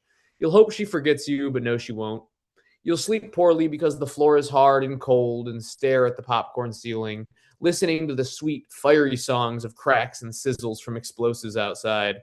You'll inhale deeply and hope you won't forget the way this house smells, but you will. You'll forget all the details sooner than you could ever imagine. Before dawn, you'll rise in that middle American darkness and give her a kiss goodbye on the forehead. You'll take your key off your ring and leave it on the floor beside her. You'll pick up your cat and walk out the door for the very last time. You'll throw him in the passenger seat on a blanket you left for him, but he instead opts to sit in your lap for the whole ride. You'll drive off in the glow of the morning aurora, violet and orange, and see the mist deposit its dew on manicured lawns. You'll stop at the gas station on the corner and look around. You'll get back into your U-Haul and drive toward the highway. 8 hours to go. As you roll onto the entrance ramp, you look back in your rearview mirror and see the sky turning pink and blue, the crumbling factories and bungalows disappearing into the fog. You don't know it yet, but once you leave, you can't come back. Not really. The only home you've ever known isn't alive any longer. You also don't know it yet, but this is the best decision you'll ever make. So for now, only melancholia, FM radio, your cat in your lap, and the open road ahead. Listen to the creaking rattle of the axles on the old truck. You can only go forward, never back, because that's what you do when you can't go home anymore. Very, very nice and good on time. It was good to kind of get a sense of like how long that's gonna take. So Yeah, no, I'm actually glad because I wrote that and I'm like, I don't know. I've been reading it to myself, but it's never the same as yeah, in they front of they people. came in at about 5, 6 minutes. So Perfect. it's very, very, very doable. Sweet. Kind of hinting at the game as far as what we might be doing next month. But I'm so um, excited. Thanks, Travis. of course. Bethany, gonna have you go. You good? All right, can you hear me? All right. I wasn't gonna read this one, but I've been inspired. This is a piece that I'm working on in my current collection progress. Though it was published in Bruiser, and so I'm going to read that one because it's the shorter version of what I've expanded it to be. But it's a little silly. I want you to imagine two characters that are very inspired by Bill and Ted from Bill and Ted's Excellent Adventure. It's called Greetings from the Milky Way. Here's what I know. Subtle truths of the universe are not meant to be viewed with the sober eye. Only those inebriated enough are fortunate to witness impossibilities unfold. By some celestial miracle, the freckled abyss aligned perfectly to reveal itself to Brock and me the night we stumbled home from the county fair. It was one of those humid summer evenings where gnats stuck to our sweat-drenched skin. Handcrafted within an extra-large gas station cup, Brock's heinous potion gifted us funhouse vision. The long stretch of gravel bordering crop fields and grazing land contorted before our eyes. Angelo, I think we should take the hypotenuse, Brock slurred. The what? The Pythagorean theorem or whatever. He sipped and pointed across the field to our left. You know, instead of going straight and over, we just cut across diagonally. Less walking. Brock could be a real genius when he wanted to be. So we hopped the fence, my shirt ripping open on a loose wire, and started our shortcut across the black vacant field. I navigated using the weak flashlight from my phone, sweeping the ground in front of us for mounds of cow pies. A meager crescent moon exposed the universe above. Beyond layers of constellations I didn't know the names of, a faint cloud of varying hues stretched over our heads. I'd only seen the Milky Way a handful of times, but this sighting outdid the rest. Its vibrance and depth loomed too close for comfort. We were slipping down this galaxy's esophagus. Identifying myself as a pinprick in the relevance to the cosmos humbled me. In the grand scheme of things, it didn't matter how low we steeped. Brock and I would still be insignificant, trivial blips in an everlasting timeline. Something bright whizzed past my peripherals. A shooting star, maybe. I stopped in my tracks. Brock slammed into my back and cursed. I turned, producing a dusty ear of corn. Where'd this come from? You've been carrying that around all night, dumbass, Brock laughed. Don't you remember, for $10 I dared you to steal from old Jeremiah's property without getting your head blown off? I undressed the corn and pitched it into the husk into the void. A wadded $10 bill folded into my open palm. I flung that out into the field too. Brock cackled. His jingling keys carried into the dark as he chased after the money. Then his stride faltered. Angelo? Come here for a sec, he said.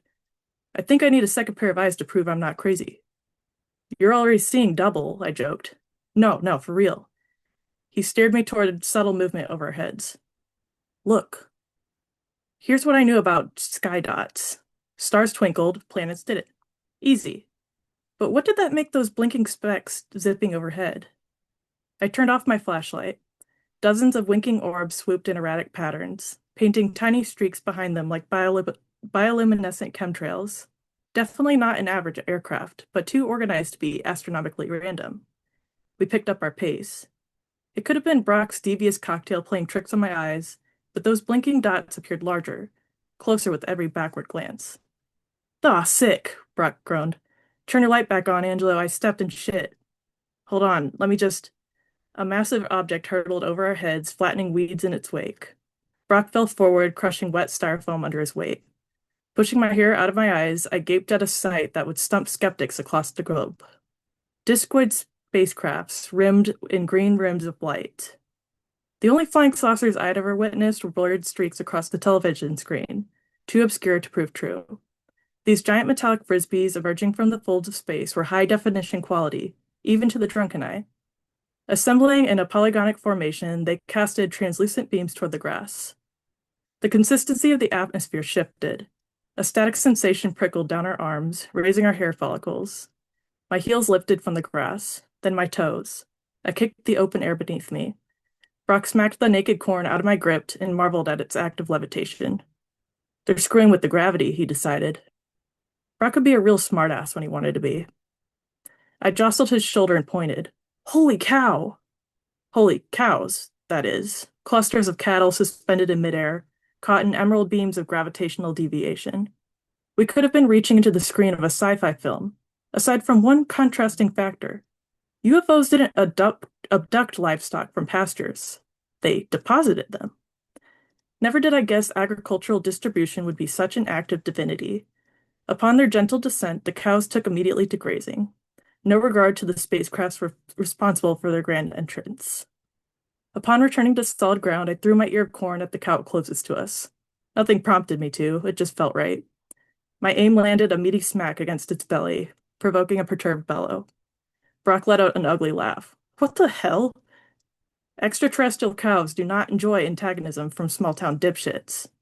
In unison, they swiveled their heads in our direction. Casted in otherworldly rays of green, I swear, their eyes glowed hot for vengeance. Shit, dude, my friend shouted, tugging at my wrist. Bail! Bail! We broke into a lopsided sprint, avoiding backward glances for the remainder of our hypotenuse trek. The assembly of saucers scattered in our peripherals, vanishing as mysteriously as they arrived. When Brock's mother asked us about the cow feces tracked in on her carpet, we sealed our lips. As fragments of an unfathomably large universe, it didn't matter whether or not we told the truth.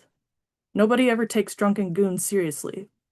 Maybe that's why the Milky Way got away with revealing itself to pathetic souls like ours. Thank you.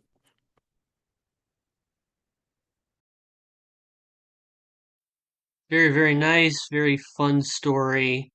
Yeah. Okay, so Wade went ahead and mentioned the idea of doing a social kind of just chatting thing. I do want to do that. I like the idea of that. I'm going to make one last call for anybody who might want to do an open mic reading thing. If nobody else wants to go, I'm gonna probably do something and then we'll just chat for a while. Does anybody else want to go? Anybody? Just type in the chat or unmute your mic. Andrew does not trust his Wi-Fi enough. Anybody? Anybody? I'm gonna count down from 10, and if nobody speaks up from then, I am going to go ahead and do something, and then we'll just chat after. 10, 9, 8, 7, 6, All right, 5. fine. Okay, ZH called me out, and I kind of feel like I got to do it now. All right. Um, You go, then I'll go, then I we'll have chat. gotten the warning 4 times though over the course of this reading, so if I do The glitch internet out a little connection bit, is unstable. Is that yeah, the warning? I get it yeah. constantly. It never cuts out. You're probably fine. Okay, sick. That is very helpful. All right. I will read these 3 poems that I just submitted to Engine Idling Lit Mag out of Pittsburgh for their upcoming collage edition. One of them got accepted. Hooray. So 2 of them are centos. I will say whose lines I took, and then one of them is a familiar. If any of you want to know about Matt Hart afterwards. If you don't know Matt Hart, I'll explain. Okay. If you do know Matt Hart, have opinions on Matt Hart, I'm happy to discuss Matt Hart. So this first one is called A Portrait of Gardenias, which contains lines from William Dureski, Elizabeth Porter, Kate Quinn, BLB, Ramsey Tawfik, Will Cordero, Annika Bay, Jeffrey Aitken, Colin James, Ben Nardalili, Damon Hubbs, and Louis Faber. I want to merge with her again, the spells of fading childhood, a waste of intelligent protein. Hot mama, dragon girl, obsessed. I want to merge with her again, a poured concrete Buddha drip, drip, dripping all everywhere. All cities are the same at night. I want to merge with her again, the sexual quasars erupting in my bloodstream, waste film on your delicate figure. My city is the same at night. I want to merge with her again, a temple made of pubes, a blaze of hair. I'll bite my tongue on an uncontrolled sneeze. I want to merge with her again for the nightmarish possibility her smile is a corkscrew on the ocean's salt and bicarbonates. I want to merge with her again, naked, statuesque women, the hornet's nest hanging from the cherry tree. I want to merge with her again. I hear the rustling in the attic, semen to scrub Saris raw. Even ogres want to feel useful. I want to merge with her again. I am the knife slipped between, leather bound in our herbarium. Imagine a new wave film. That's that one. Next, we have Staring at the Ceiling Fan, which contains lines from Most of the Same. We have Joshua Beatty, Ariadne Alexis Macquarie, William Dureski, Kate Quinn, Elizabeth Porter, Colin James, Ben Nardolilli, BLB, CM Ellis, Damon Hubbs, Ramsey Toffick, Will Cordero, and Annika Bay. The creases looked heaviest when he felt the bark split itself gracelessly. I board the train and shake, oil smeared by adulterous grooms with tentacle hands, a hot summer's worth of grime. YouTube playlists and choruses of the restless young, a sigh I could never achieve, even if smothered by love. Something was bound to go wrong. He slept in the rail yard last night, our many organs mating while our skins learned to overlap. I do not belong, but at times I am the only way to open. I want to be unwound. I solo Spaceship Earth in standard sad girl verse, chorus verse. The birds dangling with cigarettes hanging out of their mouths, negatives on table, projected back, natural adoration flowing from my wet eyes. Introspection is a funhouse I told him to redact. A heart slamming into itself, you can feel your carbon shift. Abandonment issues make you easy. The electricity moves more viciously now, backlight, gas station, halogen halo. Even after death, the wasp can sting. That's that one. And then for this last one, I wrote a familiar of BLB's Buffalo 66. It is called Never Seen Anything So Obscene. I feel dizzy, feel like the world is spinning, feel like no one will miss me. Take a swing. With the adoration pouring down the hallway out of my eyes, the knife slips under my cheek and the vacuum enters. I can, in fact, survive Bacall fat removal. A mantra repeating over months as I wrote and wrote and wrote and wrote and wrote and wrote and wrote, and I'm sorry I can change whatever. You need me to, I hope. You're the reason for everything. Same as any other amorous feeling, a natural, unnatural hue in my wasted film. What a waste of film. You need to ask if I'll give up drinking alone, lest the family history side into my bones, my veins, my muscles. It's too late for me, it would seem. These temporary plastic solutions only accomplish so much. And if you don't ask me, I'll continue drinking alone. You are the reason for everything. Promise you'll put up wanted posters when I go missing. Lost drummer, poet, white boy answers to Andrew, occasionally DJs, but we forgive him for that particular indiscretion. If seen, return to this neighborhood is redacted. Chicago, reward dependent on status of the missing person. I'll pose pretty for the poster pictures. Piggy promise this time. Same as any other emotion. I can, in fact, survive. And that's it. Very, very nice. Very good rhythm. You have, again, like I still feel like I'm getting my bearings like when I read aloud, but yeah, that was very, very well presented. Um, Thank you. very zigzaggy musical, which I I appreciate. appreciate the peer pressure. Because why not? All right. I am trying to decide whether I read the poem that I just had picked up at the bulb region or if I read a novel excerpt. Poetry or prose, poetry or prose. The prose could be a little while. How's everybody feeling about me being obnoxious? Prose? Okay. All right, it Do it, is a prose Travis. reading. Do it. All right, let me bring this up on my laptop because I don't want to read this off of my phone. I'm going to read part of a chapter because the chapter is over 10,000 words long. Google Docs. Google Docs. Okay. Also, how are people feeling about gross stuff? Is everybody cool with really gross stuff?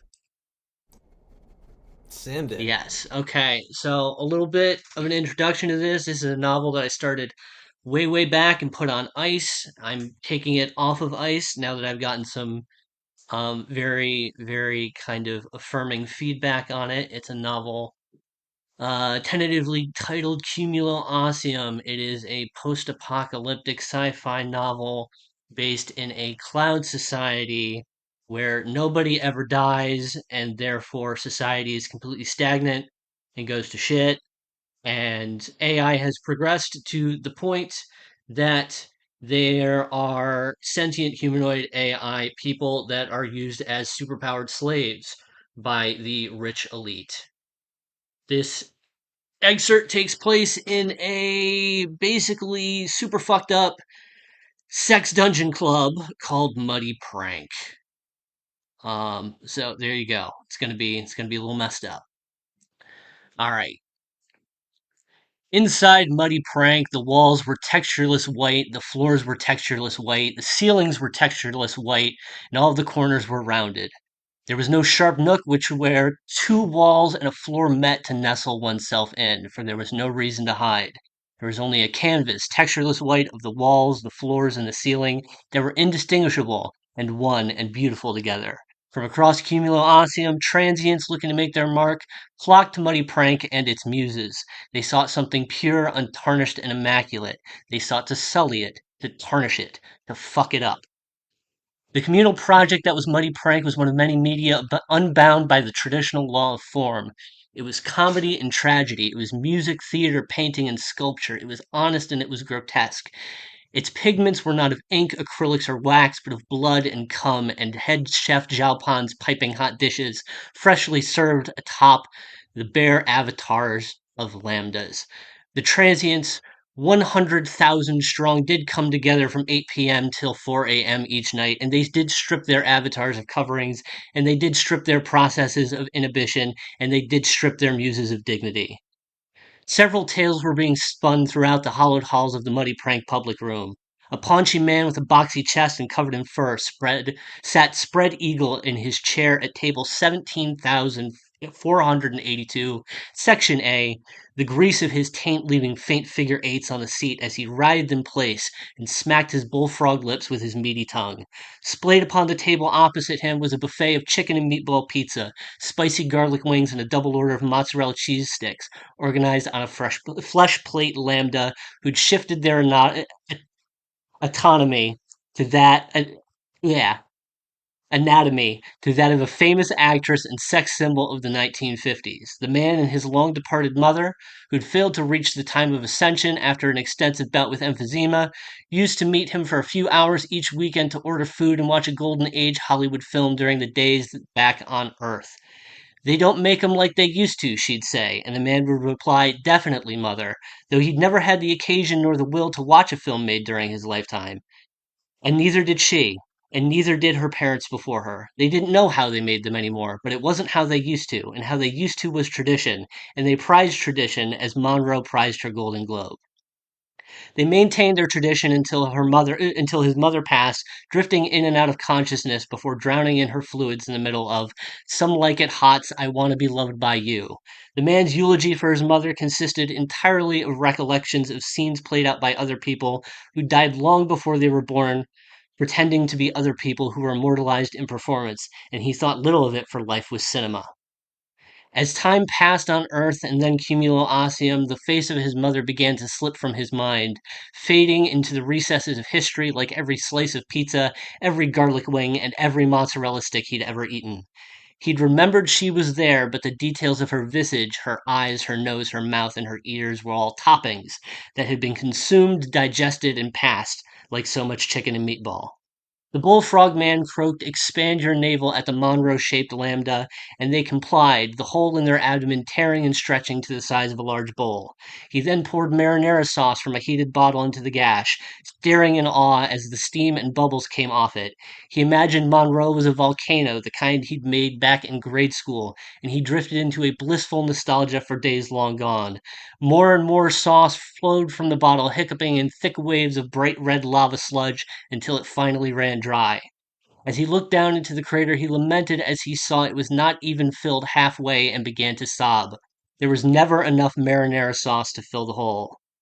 "Sugar cane, sing me a song," he blubbered, as the tears threatened to drown him like his mother before, and she did begin. I want to be loved by you, just you, and nobody else but you. I want to be loved by you alone. Boop boop de boop." The bullfrog's third leg hopped with glee as he thought of his mother, how she must be watching over him, how proud of her boy she must be for keeping the tradition alive. He praised the 24 gods for the gift they had bestowed upon him, this weekly ritual, this eternal tribute to mother. He was a child of the gods and he did feel loved. As he dunked his mozzarella sticks into the boiling pit and his accompanying um yeah, okay. Yeah. Iota chanted, "We absolve them for what they do, know not what they do." The Monroe-shaped lambda took a break between verses to choke on the dysmorphia and vomit that had pulled in their mouth, and processed, thanks to the gods, that they were not working Section B that evening. At table 31,096 of Section B stood in golf stance a sinewy orange woman coated in sunspots, wearing naught but shoes, a visor, and a single glove on her left hand. Her jerky mitts were wrapped about a driver's grip, with the club heads centimeters apart from the right orbit of a lambda, who lay on his stomach, with 6 coaster-shaped divots evenly distributed across his spine, each holding a martini with a barren stainless steel olive skewer. Divots aside, this lambda had shifted into the spitting image of a famed professional golfer from the late 20th and early 21st centuries, whose record 18 World Golf Championships still held in the year 3177. Long ago, the woman had met the man who came closest to matching the record at a course in Scottsdale, Arizona, that her father had owned.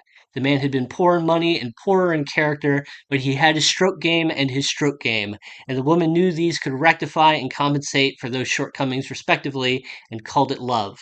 Every day they would meet to hit the turf, order dirty martinis at the bar, and hit the turf.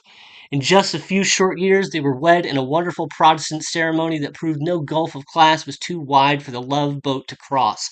Upper crust or lower, scoundrels would always find each other. In the 12 years that followed, the woman's husband tore up the Pro Tours and secured 16 victories, including a record 6 WGC championship wins, while the woman birthed him 6 children, 3 girls and 3 boys. Through every championship tour and every pregnancy, the couple were always sure to make time for dirty martinis and a spot of driver practice on the black youth of Maricopa. If you'd asked them why, they'd claim it was due to a rich and shared Confederate legacy, and beyond that, they thought little of it, for life was sport. In year 13, ill fortune seemed to grip the clubs in the golfer's stead as he failed to top a single WGC event, the worst of which came during the 2,146 WGC championships as he took an abysmal 86 strokes in round 1, effectively eliminating him immediately from his favorite event. He fared little better in year 14 than 15. By year 16, the woman was fed up. She had married a loser, and she was a loser by association. Every martini, every late night shag on the fairways of her daddy's desert golf course, every championship that wasn't number 18, and every loser child was an investment in her legacy that would ultimately never yield its return. She had served her husband divorce papers with the intent of cutting her losses, and he began to down his liquor alone for 2. One evening, after a particularly heavy drinking session, he stumbled into his car, warm piss streaming down his left pant leg, and motored away towards Maricopa, emboldened with a determination to prove he could mash both his and her share of eggplants, that he didn't need her for him to become the monster he was meant to be, that even if he couldn't solidify a legacy of his own, he could still hitch a wagon to that of his forebears. And his machine wobbled at frightening speeds, clumsily threading the needle through traffic on the AZ 101 South Loop. He began to ponder what it was that drew drew him to the game of golf? Was it the surge of power that he felt as he smashed a 400-yard drive? Was it the calm that washed over him as he sank a long and challenging putt on an awkwardly sloped green? Or could it be the polite adulation of the crowd, the breathtaking aesthetics of the fairways, or perhaps the breeze as it swept across his face? Did he love golf? Did he love his wife, his children, anything? Was he even capable of love? His mind darted wildly until it eventually landed on two reasons he found compelling: class and legacy. His father was a lush and a louse, a contemptible soul who buried himself in a bottle each time some uppity mud person outperformed him at the office and buried his fists into his family when they dare suggest the problem might be him. His only escape from the abject terror his father instilled within him was golf. He saved the paltry allowance his mother gifted him for months before he could afford to purchase a restored 13-inch CRT television from his local pawn shop for his cramped and disheveled room. As he hooked up the antique and began to flip through the channels, he happened upon the 21-21 WGC Championship event by mere chance, though to him it was as though the cathode rays reached out as the hand of fate itself. The graceful, confident poise of the players and their tidy strokes signified everything his father wasn't, and therefore everything he wished to be. He did make a solemn oath that day that he would seize control of his fate, demonstrate his class, and achieve his legacy via this splendid game. Looking back on his life, the golfer wondered which moment it was when it all went wrong. When exactly did he mutate into this hideous creature that so resembled his father? He examined the sixes and 13s that seemed to recur again and again, hoping to invent some superstition or curse that would explain his wicked ways and absolve him of his sin, but he knew in truth that there was only circumstance and how he responded to it. The golfer resolved to renew his vow and claim himself as the decent man he had always hoped he'd become before losing control of the vehicle, crashing into the left side of a black muscle car at 166 miles per hour, lane change in anticipation of the upcoming exit. As both vehicles turned somersaults over the beltway, the golfer had one final thought as his mangled body ricocheted about the frame of his Audi RS6. I waited far too long to be better. The golfer died at 1:13 a.m., taking four others with him and leaving a fifth quadriplegic. Upon autopsy, his blood alcohol level was revealed to be 0.848, 6 times the legal limit, and this was to be his legacy. Distraught by the loss of her status, and she supposed her late husband, the woman soon thereafter began to unravel. She was special, and it was bad enough that she'd conceded to a fate as the ex-wife of the second best golfer who'd ever lived. Now she was just the widow of a drunk driver. For a brief time, she believed she could spin her husband's fate as cosmic tragedy. If only he'd lived, if only the other car wasn't there that night, maybe, just maybe, he could have won 17, then 18, perhaps even 19. However, there was no sympathy for the golfer. No matter how many birdies and eagles he'd recorded, they would never outweigh the value of human lives. In the year between the accident and the ascension, the widow had blown the majority of the remaining winnings from her husband's career on nannies to raise her kids while she spent her days sitting in a recliner in a room on the third floor of her mansion, sipping dirty martinis alone in the dark. Tonight was her redemption. Only she could grip the club and take the swing. She'd looked down upon the Lambda as she had looked down upon everyone she'd crossed paths with for more than 1,000 years, trembling with elation as she basked in the fright she read in his face, coldly smirked and said, "That's quite a muddy look in your eyes. Let's see if we can't do something about that."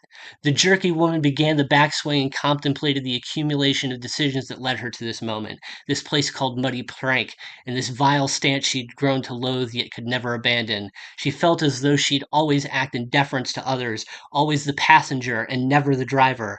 Finally, at this moment, she was unequivocally the driver.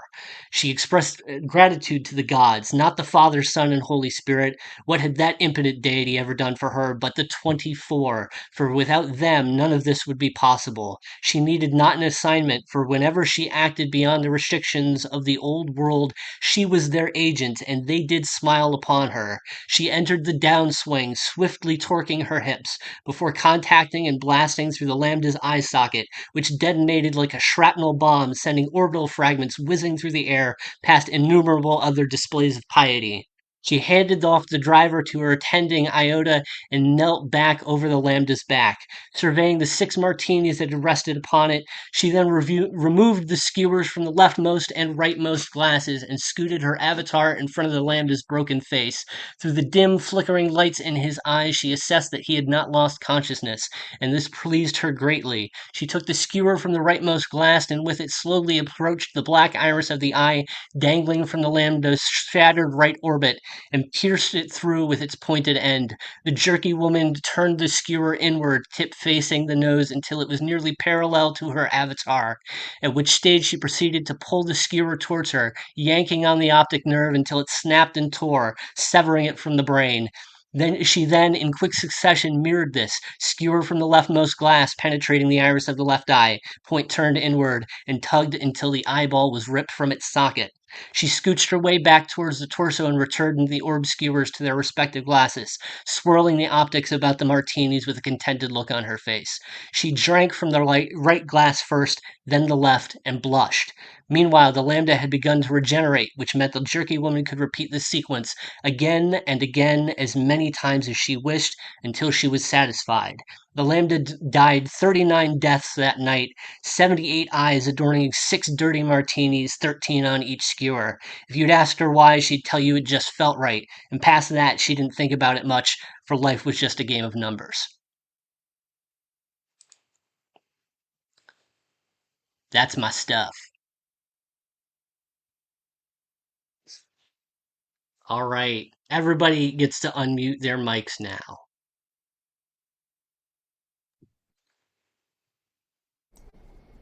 Everybody just gets to talk. There will be more eventually. There you go. Very, very good. And I'll say thanks for having me tonight. I appreciate it. Yeah, it was great to have you. Wade, I like your collection of guitars in the background. It's a nice touch. It's a normal living room, man. But thank you.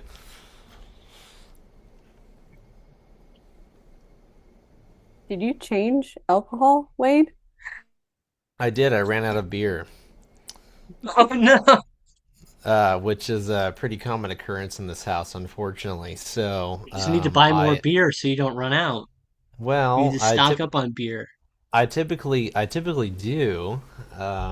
I just haven't been to the store in a few days, and so I was like, what else is in the fridge? And I was like, oh, my girlfriend left over champagne.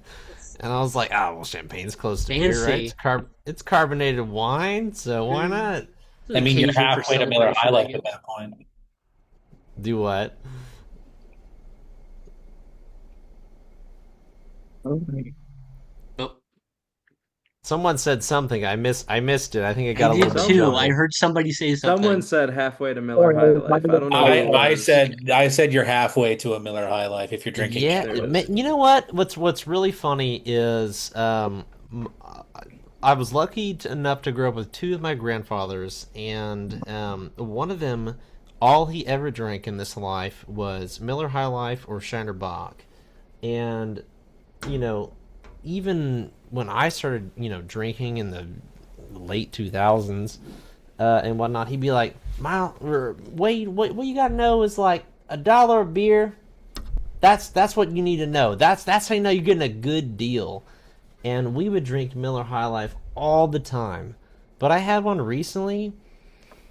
It didn't sit right with me. Like, it was fine. I enjoyed it. But the next day I was like, oh yeah, this hangover sucks, man. I feel like I don't drink a whole lot of beer. I do gravitate towards the Shiner Bock when I do. Not, you kind of went, yeah, like you're just Shiner Bock. Yeah. No. I say Heineken, right?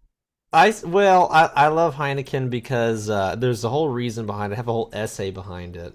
It's the cheapest all-grain beer you can get, which is why I drink it. It personally sits well with beer me. of the people, right? Well, it's the cheapest beer you can get that's like basically brewed to German purity laws, where it has 3 ingredients. You're not getting adjuncts, and even Shiner Bock. And I love Shiner Bock. Don't get me wrong. If I go to a bar in Texas and nobody's gonna have Heineken in Texas, you sound like an asshole if you order that. Like they're gonna be like, "Oh, look at this guy." Okay.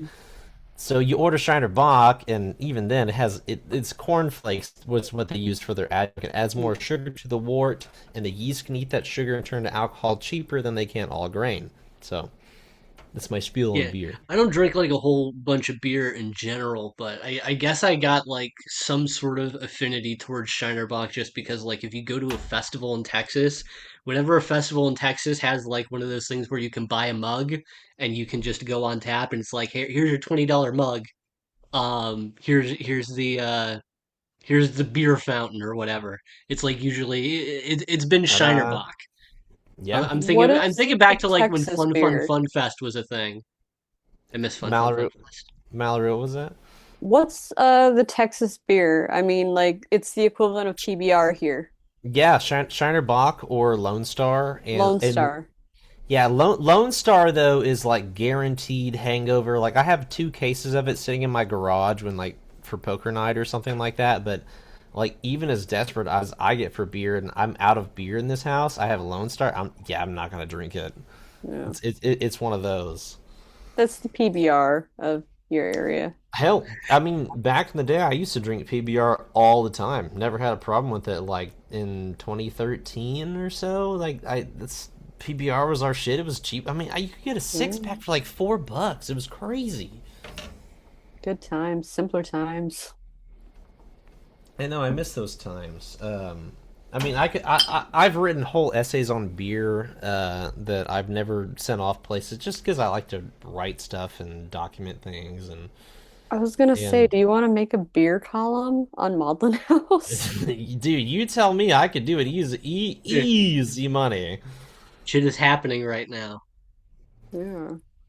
Beer column. Yeah, we've chatted about a few things here and there, Yeah. and Wade likes his beer. I won't lie about that. I love champagne though too, and so my biggest thing with drinking, and I'll shut up after this so everybody else gets a chance to talk, is and this is going to sound pretentious as hell, but I really love European wines and European beers. And it's because they don't put a lot of bullshit in their stuff, man. So, like, dude, I love Miller Lite and Miller High Life and Budweiser, and I drank it for years and years and years and years. But the older I get, I can't stomach it the next day. Like, I get headaches. It's terrible. It sucks. I don't want it anymore. And I started looking into the reasoning why, and it's because of the adjunct lagers. Budweiser uses rice, Miller uses corn, and so with that, when you're adding cheap sugars to these worts, they have a lot of byproducts and these like weird ethyl alcohols that affect you and give you headaches and mess your stomach up. Like almost every time. Every European beer, every German beer, Heineken's not really German beer. It's what from Holland, which is I Dutch, was gonna right? say I learned that in Mad Men, Holland. Yeah, yeah. Okay, so you have that, right? Well, it's only made with 3 ingredients, so there's no adjuncts in it. It is a solid beer. And if you ever read Bukowski, and I know you have opinionated things on Bukowski and whatnot, but he talks about even in his writing how American beer was much better before the war because it was all grain. And I truly, truly believe in that. It's basically like you want a steak with MSG on it, or you want a steak that's just salt and pepper.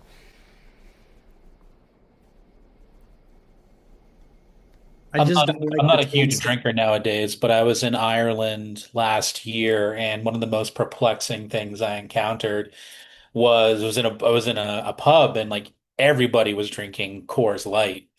And so my brother who I was with and I, we asked like, well, what's going on here? And the bartender was like, oh, it's our most popular beer. And he gave us some, and it's delicious. Like it is like drinking an Really? entirely different beer. Yeah, it was very bizarre to be sitting in like an Irish pub sipping on like a Coors Light, but they don't put junk in it, and it's just like a nice drinking experience. And yeah, the Irish they put that shit away. Interesting, because my best friend John from work, all he drinks is Coors Light, and I'll drink a Coors Light here and there when he brings it over. But if you look at it from the American bill, now granted, I don't know how it's made over in Europe, the American bill it has adjuncts in it, and for Coors it's corn. Yeah, I gotta say, I've never tried any European beers or whatever. Every like international place I've been to, they're not really into alcohol. Like I keep going to like say like Turkey or Egypt, stuff like that. Ah, So yeah. I mean you get let's like see. wine and stuff, but there really aren't that many places to drink there. Let's Having see. a trip to Germany. Yeah, I'm going to Germany. I'm going to Of Germany course you this fucking June, are. and I'm going to see the heavy metal band, German heavy metal band Scorpions, and it's going to be very badass. We're going to drink some beers. That's So awesome. That's I'm pretty rad. super, I'm super excited for that. But no, I went to Austria and they had like beer, how they have like food trucks in America, like it was all over. Well, in Austria, you drank absolutely what I would call pure beer. So Austria brews their beer to German purity laws. Three Mm. ingredients. That's it. This is just a beer column interview. It's like, can I Wade do the know. beer I didn't want column? this to Can turn Wade do into the beer. beer column? Wade, Yeah, have I'll you ever say. had It's like have you Wade ever can do had the beer Sing column. He's Wade, have got you the ever had stuff. Sing Ha? Have you ever had I Sing Ha, love. Wade? What was that? Have What you was had that, Zach? Sing Ha? It's like the Heineken of Thailand. Mm. I can't say I've had it. Now, granted, I love Kirin Ichiban, which is like the Heineken of Japan, essentially. Now, here's the fucking thing that I learned about Kirin Ichiban recently because I ran out of Heineken here in town for like weeks, and I was like, what the fuck, man? This doesn't make any sense. And so I bought Kirin Ichiban. I saw it there. My girlfriend was saying, yeah, I was in Japan, and this is a great beer. And I looked it up. It's brewed in the United States, though. They do that a That's the lot. Red Stripe is now too. They do that a lot Yeah, more. What? and it's crazy. But We love Kirin Red Ichiban, Stripe. I'm Red pro Red Stripe's Stripe, but great. they make Red Stripe in New York. Yeah. They don't make Yep, yeah. it's not made in Jamaica no more. They make But it in Jamaica. It's made in Jamaica, but for here, it's here. well, all Yeah. these distributors, it's kind of like a syndicated radio where it's like, oh, we'll give you our recipe, you do it here, do your thing. Um, Kirin Ichiban is all malt, and it's brewed in the United States. It's actually brewed in Colorado now, up in the Coors area. Sing how they brew it in Thailand, but you can get it. You can probably find it not super far from where you are, and it's just malt, hops, and water. So you might be into it. It's one of my. It's my favorite like crushable beer. You tell me it's on all malt It is. bill. It's Wait, malt, hops, and water. That's it. Wade Harris will drink it, and I'll be like, all right, I'll tell Very you how good. good I think it is. Try it. It's a favorite of mine. I've lived in Thai town in LA off and on for like almost 10 years. So it's very easy to come up. It's very easy to get it here.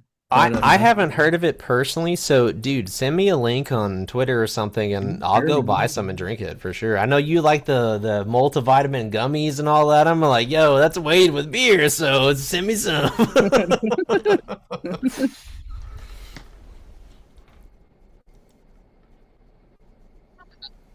I like that we So, all just have awkward silence now.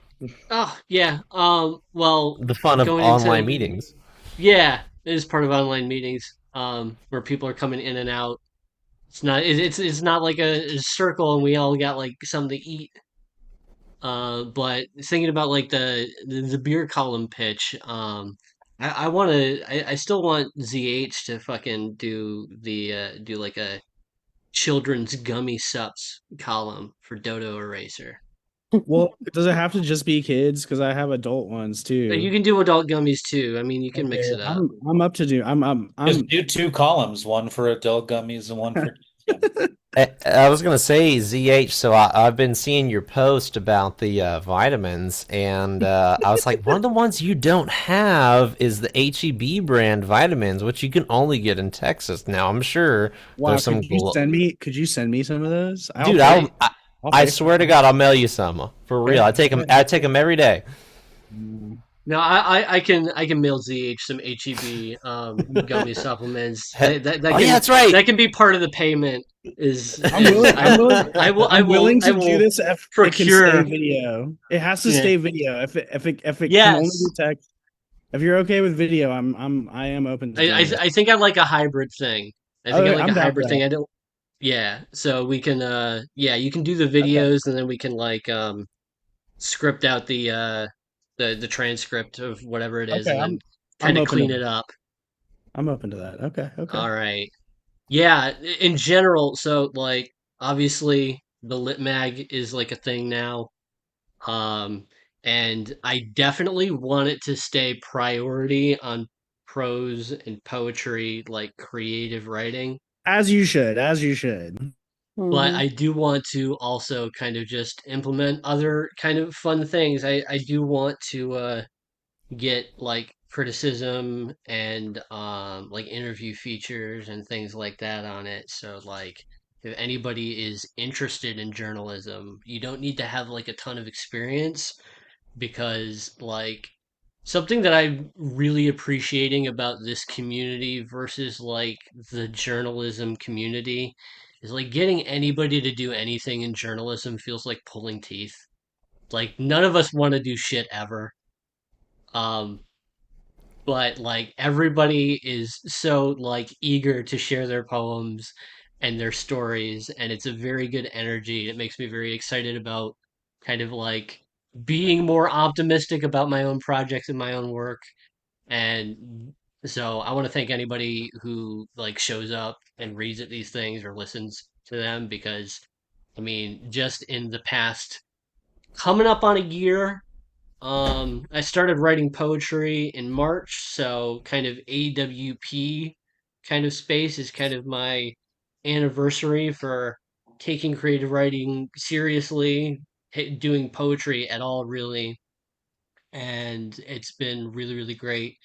And if you think you can bring any kind of energy that you bring to your poetry or your prose to journalism, even if you have no experience, if you have the energy, you can get good at it. And I'm happy to work with people.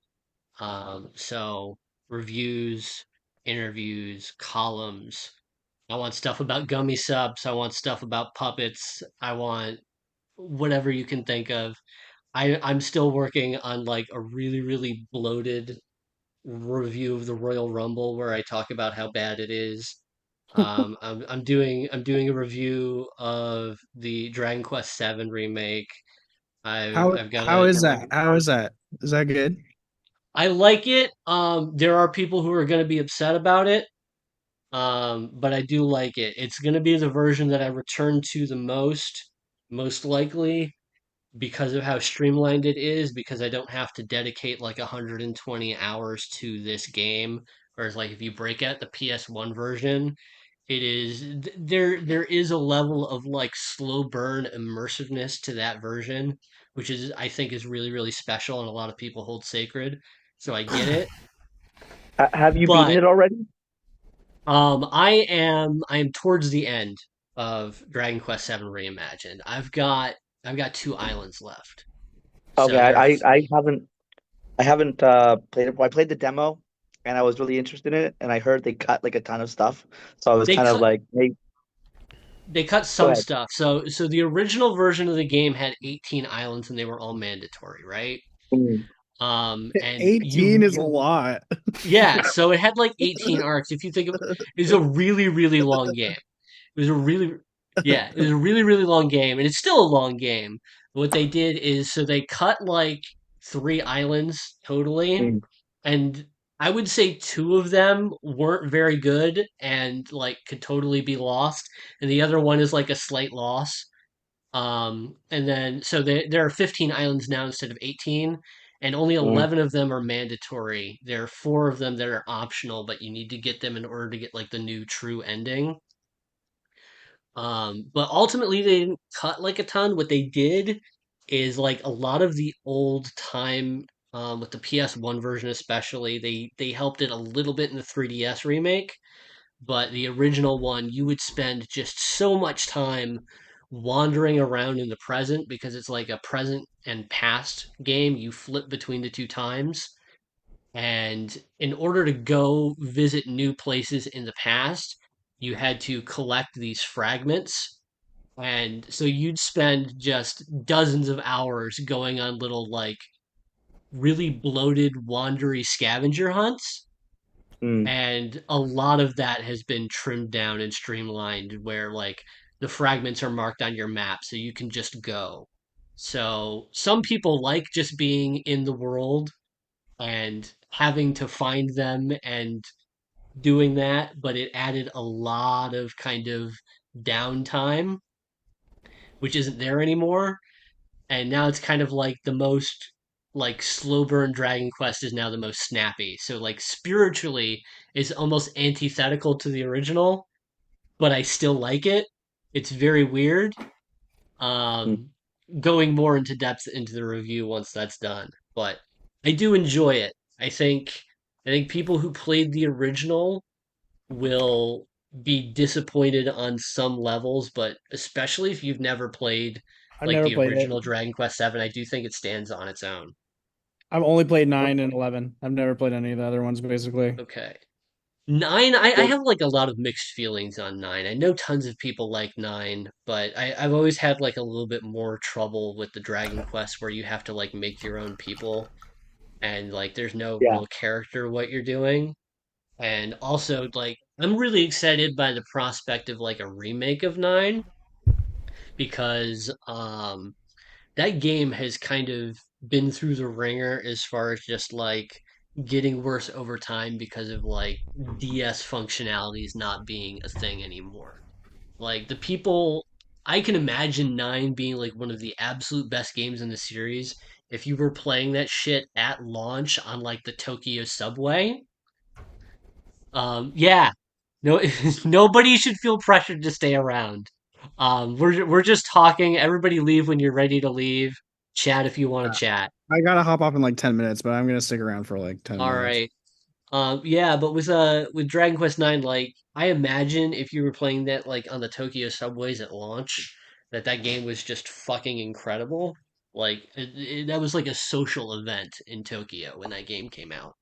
But like even when that game came out and launched in America, like not enough people were playing it for like you to get a ton out of the Street Pass and the multiplayer features. And then especially once they kind of like stripped a lot of the DS functionality out of the system, a lot of the coolest features of 9 kind of got removed. So the idea of them remaking it with like actual online multiplayer, um, like proper internet features instead of having to rely on the kind of gimmicky stuff that was going on with the DS, that could be really, really cool. And I think they're going to do it eventually. I think they're trying to get like all of the Dragon Quests on modern consoles. I'm expecting HD 2D remakes of 4 through 6 at some point. I think they're going to probably clean up 8. There's not a whole lot that they need to do to that one, Oh, but I did play that too. That's the PS2 one, right? I did play that also. yes, 8 is really, really good. Yeah, that's the It's first like one. one of the more bread and butter kind of ones to me. But it's just really, really solid. Like there's not a whole lot to complain about with 8, in I my was looking opinion. up 8. I was looking up 8, and I was also trying to find some Fire Emblem games, and I went on like Amazon, and they're all like $200. Oh yeah, So well not all of them. I mean the Switch ones you can yeah, get, like the GameCube and the Wii ones, yeah. are up there. I do have Path of Radiance. Mm. I unfortunately don't have Radiant Dawn, which I, makes I me don't have really, a really Switch sad. 2. I, I What? I don't I don't have I don't have a Switch 2, and apparently Path of Radiance or whatever is Yes, on the yeah, the GameCube Virtual Console, which is not, yeah. but I have that one physically. I would like them to do a Wii Virtual Console so I can play Radiant Dawn. They're gonna do it. They just leaked that they're making a Wiimote, so it's gonna happen. That would They better be that have would be very Yeah. cool. they better have Ogre Battle on that. So I mean, didn't they? I mean, they did Tactics Ogre. I'm kidding. I think I'm confusing like Tactics Ogre and Ogre Battle. Oh, they are Um, connected. They are yeah, connected in yeah. lore So I mean, and in they world. did a Switch version of Tactics Ogre. So I mean, I would bank more on them doing like a Switch version of Ogre Battle before they just like threw it on the Virtual Console. I don't know. Yeah. I saw leaks today about them doing like $30 ports of Pokemon Fire Red and Leaf Green, Oh man. and Hmm. that's it's so unfortunate. I mean Yo, they are like the best versions of Kanto, Can you battle but online? Did they say that or no? yeah, it's There is. supposed to be like fully I would functional, like I battle would buy online. that. I would buy that Um, then. I hate to say I I would buy I I that. probably I would probably buy one version because I suck. Yeah, I think I Um, would get leaf green probably. That's I would Green, get yeah, Leaf green. Green too. I always yeah. pick Bulbasaur, even though it's like easy mode. Yeah, Oh, Um, I like fuck it. Squirtle. Who I always go you with gotta send Squirtle. it. Charmander. Charmander, come on. I like Squirtle. He's a turtle. Like, what can I say? I like Squirtle. Squirtle's like my favorite, like aesthetically of the starters of those three. Unfortunately, like Blastoise is my least favorite final evolution of the Yeah, three. I Fair. just end up using an Alakazam anyway, so I like don't usually sweat the starter Eh, and Kanto. yeah, I But mean, so yeah, like especially so before they kind of did like the split and stuff. With the original Red and Blue, like Alakazam was just like you can absolutely just trounce the entire Elite Four with just an yeah, Alakazam. yeah, Psychic love that was guy. ridiculous. I mean, you That can guy's whoop so their cool. asses with Blastoise if you really try hard enough. Yeah, that's basically what I ended up doing when I was a little kid too. When I was Just a like little kid, leveling them. I beat the game. I beat Pokemon Gold with just a Meganium. Oh Like, look, I, and I, check s- it that out. Look, it's I a still, cat. Oh, is that Hans? It sure is. hey, Hey, look who showed Oh, up. he's looking at more poems for Hans. uh, Goddamn, there's Hans. oh shit. Ah, I, okay. He's sitting. I still remember back in high school, this one guy wanted to battle me, and like all the time. And one time I just used like I was like I always beat him, and he was like, "Oh, you're always your guys are too powerful." So I said, "Fuck it, I'll use like one guy." Uh, and so I picked my Scizor, and just like I Scissor kept his sweep. entire party with the Scizor, and then just for the piece of response, I used first cut for like the last thing, the one that like brings him down to 1 HP. Yeah, So he's like, "Oh, I still have it," and I'm like, "No, you don't." And then I just he never battled me again. yeah, Left me alone. yeah, man. I've been like Pokemon is so weird because I mean, like I can tell it's not as good as it used to be, but I Oh, it's still not. buy every game just because I hated Sword and Shield. I should play. Sword and Shield are dog shit. I I thought it Ugh, was did don't get me so started. bad, dude. I I did hated kind of it. like Scarlet and Violet. I do I think that those are so good games minus the technical issues. My friend was Um, saying that because it's works so much better on the Switch too, that I should buy it, and she was saying it's the best one in like years. So maybe I will. Scarlet, as Yeah. far as mainline, I would say Scarlet and Violet are the best since Black 2 and White I'll check 2. it out. Okay, maybe I will Okay. grab that. That'd They're be a fun not as one to good do. as Black 2, White 2, but they're better than X and Y and Sun and Moon and But Sword and how's the Shield. story? The How's the story's story go? okay. The story is better than you might expect it to be. It's kind of Mhm. broken up into three kind of sub stories. Okay. So there you basically have like three rivals, and one of them is like a Mm. gym battle league, and that's kind of like straightforward and boring or whatever. Okay. Then you have another rival, Arvin, and that is based around like fighting Titan Pokemon, and that kind of has its own little story. And then you have another rival called Penny, and she is about like essentially dealing with the evil team, and they Mm. have like a mode that's like they're basically like raids. So there are a bunch of like grunts and they have Pokemon out there and you like send your Pokemon out to do kind of like auto battles, but you have to do the type matchups right.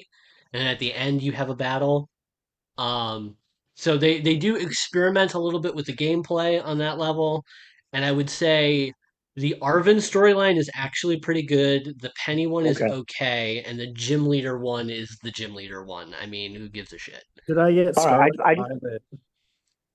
Well, I was just I gonna got say. I was gonna say I never want to see another rival like the Sword and Shield guy. I hated him so much. yeah, yeah. I mean, everything about Sword and Shield sucked. That region sucked. Like just the design, the gyms sucked.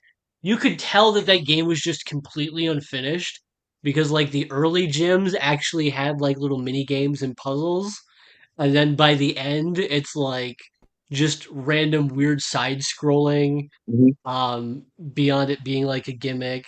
they're like, well, this one is double battles in a room, and yeah, they didn't. That game was not finished, and yet I'm Mm. still such a mark that I got the DLC, and the DLC was better than the main game. Not that it was amazing, but it was better. Do you I guys have it, ever but struggle with balancing your writing time and your gaming time? I've kind of been Oh, bouncing off games. tough. Like I just haven't Tough. been playing very many video games for the last like. I got a Switch too, but which I will use a bunch, but like I don't know. Games just suck now. They don't all suck. There are some good games still being made, obviously, but like it just No, is. so I hadn't played games since I did play quite a bit of like Grand Bazaar, like Story of Seasons Grand Bazaar last year, just because like I don't know, I needed like a fucking therapy game at that time when that shit came out, and I got deep into that. But once I kind of like came out of my little hidey hole of that game, I hadn't really nothing had really stuck for a while. But then the Dragon Quest VII I, Reimagined I, came out, and I was like, this is the first game that's actually going to stick with me in like several months. it's man, it is crazy. The older you get with games, I swear to God, like you get into it for a second and you're like, dude, this is badass. Like this is fucking cool, man. I love this. And then like 30 minutes later you're like, oh no, no, no, no, no. I have other things to do. Like fuck, like fuck, like why did you do this to me? Like why am I old now? I think Elden Ring, I think, was the last game that I actually put like last new hundreds of hours into. Real. The last one for me that I really put like a ton of time into was Red Dead Redemption 2. Yeah, And which I never. It's a while back if you played it around launch. Yeah, I mean, fuck me, it's almost 10 years. That's a game. I should give that another. I own that. I've only played about 10 hours of it, and I love it. Oh, have you never finished the story? No, I know how it ends. Oh, well, okay. Sure, you know how it ends, but it's not the journey, not the destination, man. Yeah, it's the game. I should play it. I agree. It's one of those things. It's like it's like watching a movie for real. I love. I would say it's closer on the end of like games as art. I mean, it's still like pretty fun. It is like, games.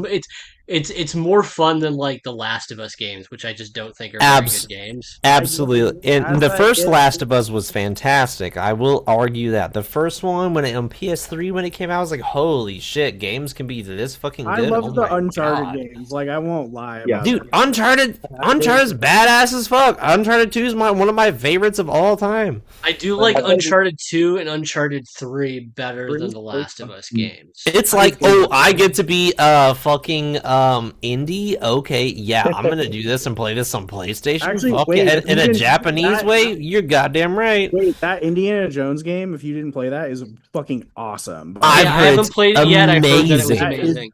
That is a really amazing. Good. Yeah, that's actually good for. It looks really good. Fuck yeah! All right, this gives me hope because I haven't played that one yet, but I've heard it's good. They were a little more like wacky with it. Like it's not like a normal shooter. Like it's more like a stealth game or even like Dishonored, like an immersive sim with like big Metal Gear Solid, maybe. Yeah, no, I mean it really Indiana plays Jones is Solid Snake. Straight up. If you ever played Dishonored, you will like this game a lot because you can't tell. I have not played Dishonored, but I have played a lot of the classics. You know, Metal Gear. Here I am getting drunk, slurring my words. Now we're fucking up, Wade. But yeah, I put a month into Silk Song.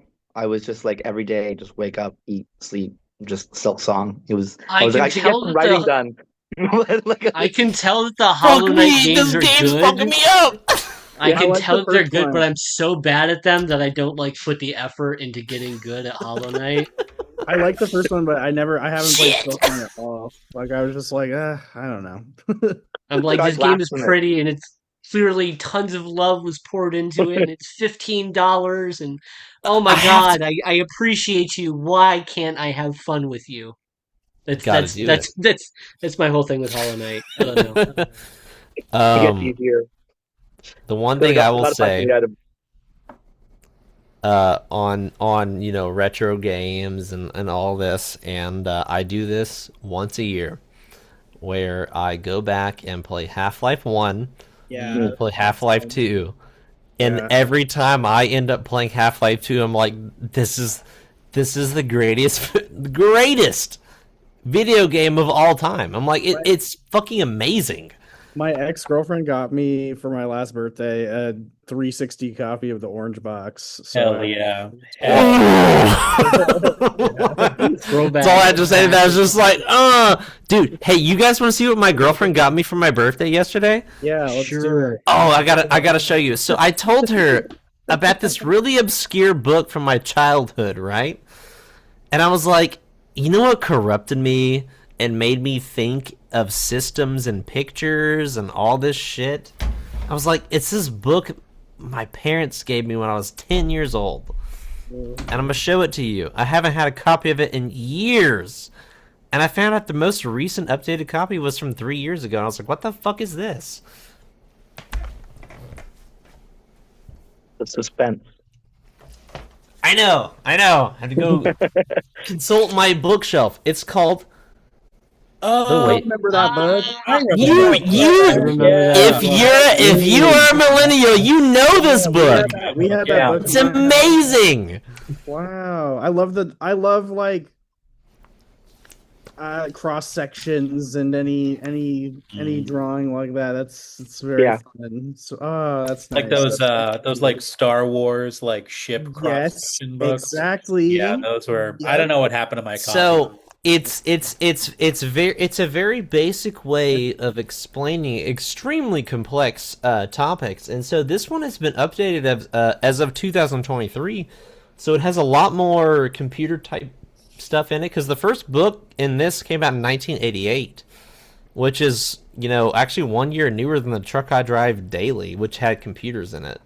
So that said, it's just like it's the best way I will ever tell anyone to introduce their children, or maybe people that don't know about engineering or how things work, is look at this. Like these things. I know it's funny and it puts like the silly comic illustrations on this, but dude, it is literally fantastic. Like it's almost perfect in the sense of explaining a high level concept in simple language, and that's how I tend to write. This book fucked me up. This book is the reason why I love all these machines, for real. And I told my girlfriend that, and she bought it for me, and I read it again, and I was like, oh my god, yeah, That's everything so makes sense. That's really sweet. I'm telling you, Courtney knows her shit, and she was like, well, you mentioned this, and like when you were a kid, I was like, yeah, this book fucked me up, Courtney, so maybe that's the reason I'm here where I'm at, but I get it, so. It's up there with the I like the fake ones, where like the Wizardology and the Dragon one. Oh, I remember those. Yeah. There's an Egypt one. There's I think a dragon one. So a lot of these were English publishers, like from Great Britain. And have you guys ever watched the film Brazil by chance? Yes. No, it sounds familiar though. Yeah. If you've never watched Brazil, Brazil is a really good way to watch this and realize why this book was made. It's one of those things you just watch it. It's fucking insano. Like it's fucking nuts. There's this weird tech all over the place constantly, but people never like revere it, if that makes sense. They're not like, oh, this is a change. It's like an annoyance in a way. It's like, oh, the toaster, oh, the toaster's fucking up again. Yet it's this most advanced toaster you've ever seen in your entire life. Which is essentially kind of how our modern appliance world works. In a way. Yeah, predictive in a way. It's like tech takes over at a certain point, and you realize like it's good, but it's not really good. It has that cheeky British like always like, oh yeah, here's your life. Have fun. I like the people in that movie that are secretly watching Golden Age Hollywood films in their office, like the whole movie. and they're just like kind of it's like not really commented on much, but they like they like show it over and over again. That's good. That's good stuff. Dude, Yeah. Brazil is one of my peak apocalypse. Like, hey man, this is our life now. So why are you surprised? Yeah, and the volleyball players in the hazmat suits, that always sticks with me as well, I would say. There are aspects of Brazil in the thing that I'm writing that I read from today. Dude. So wait, do you think that golf talent has really hit a ceiling? You think there will be no golfers as good in the future? No, so I mean the entire point, well, one of the main points of this is that like without like anybody dying or being born. I see what you're saying. Okay, This is a society that has literally been put into like pure stasis.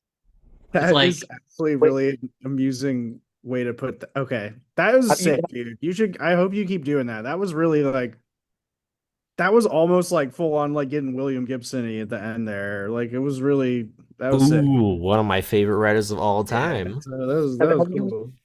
Have you watched the it starts with the P, Plantar or something like that? It's a Netflix show where like this girl, her dad gets turned into AI. He died, and so she's trying to like the government covered it up because they're trying to build this AI. I'm trying to remember the name. It starts with a P.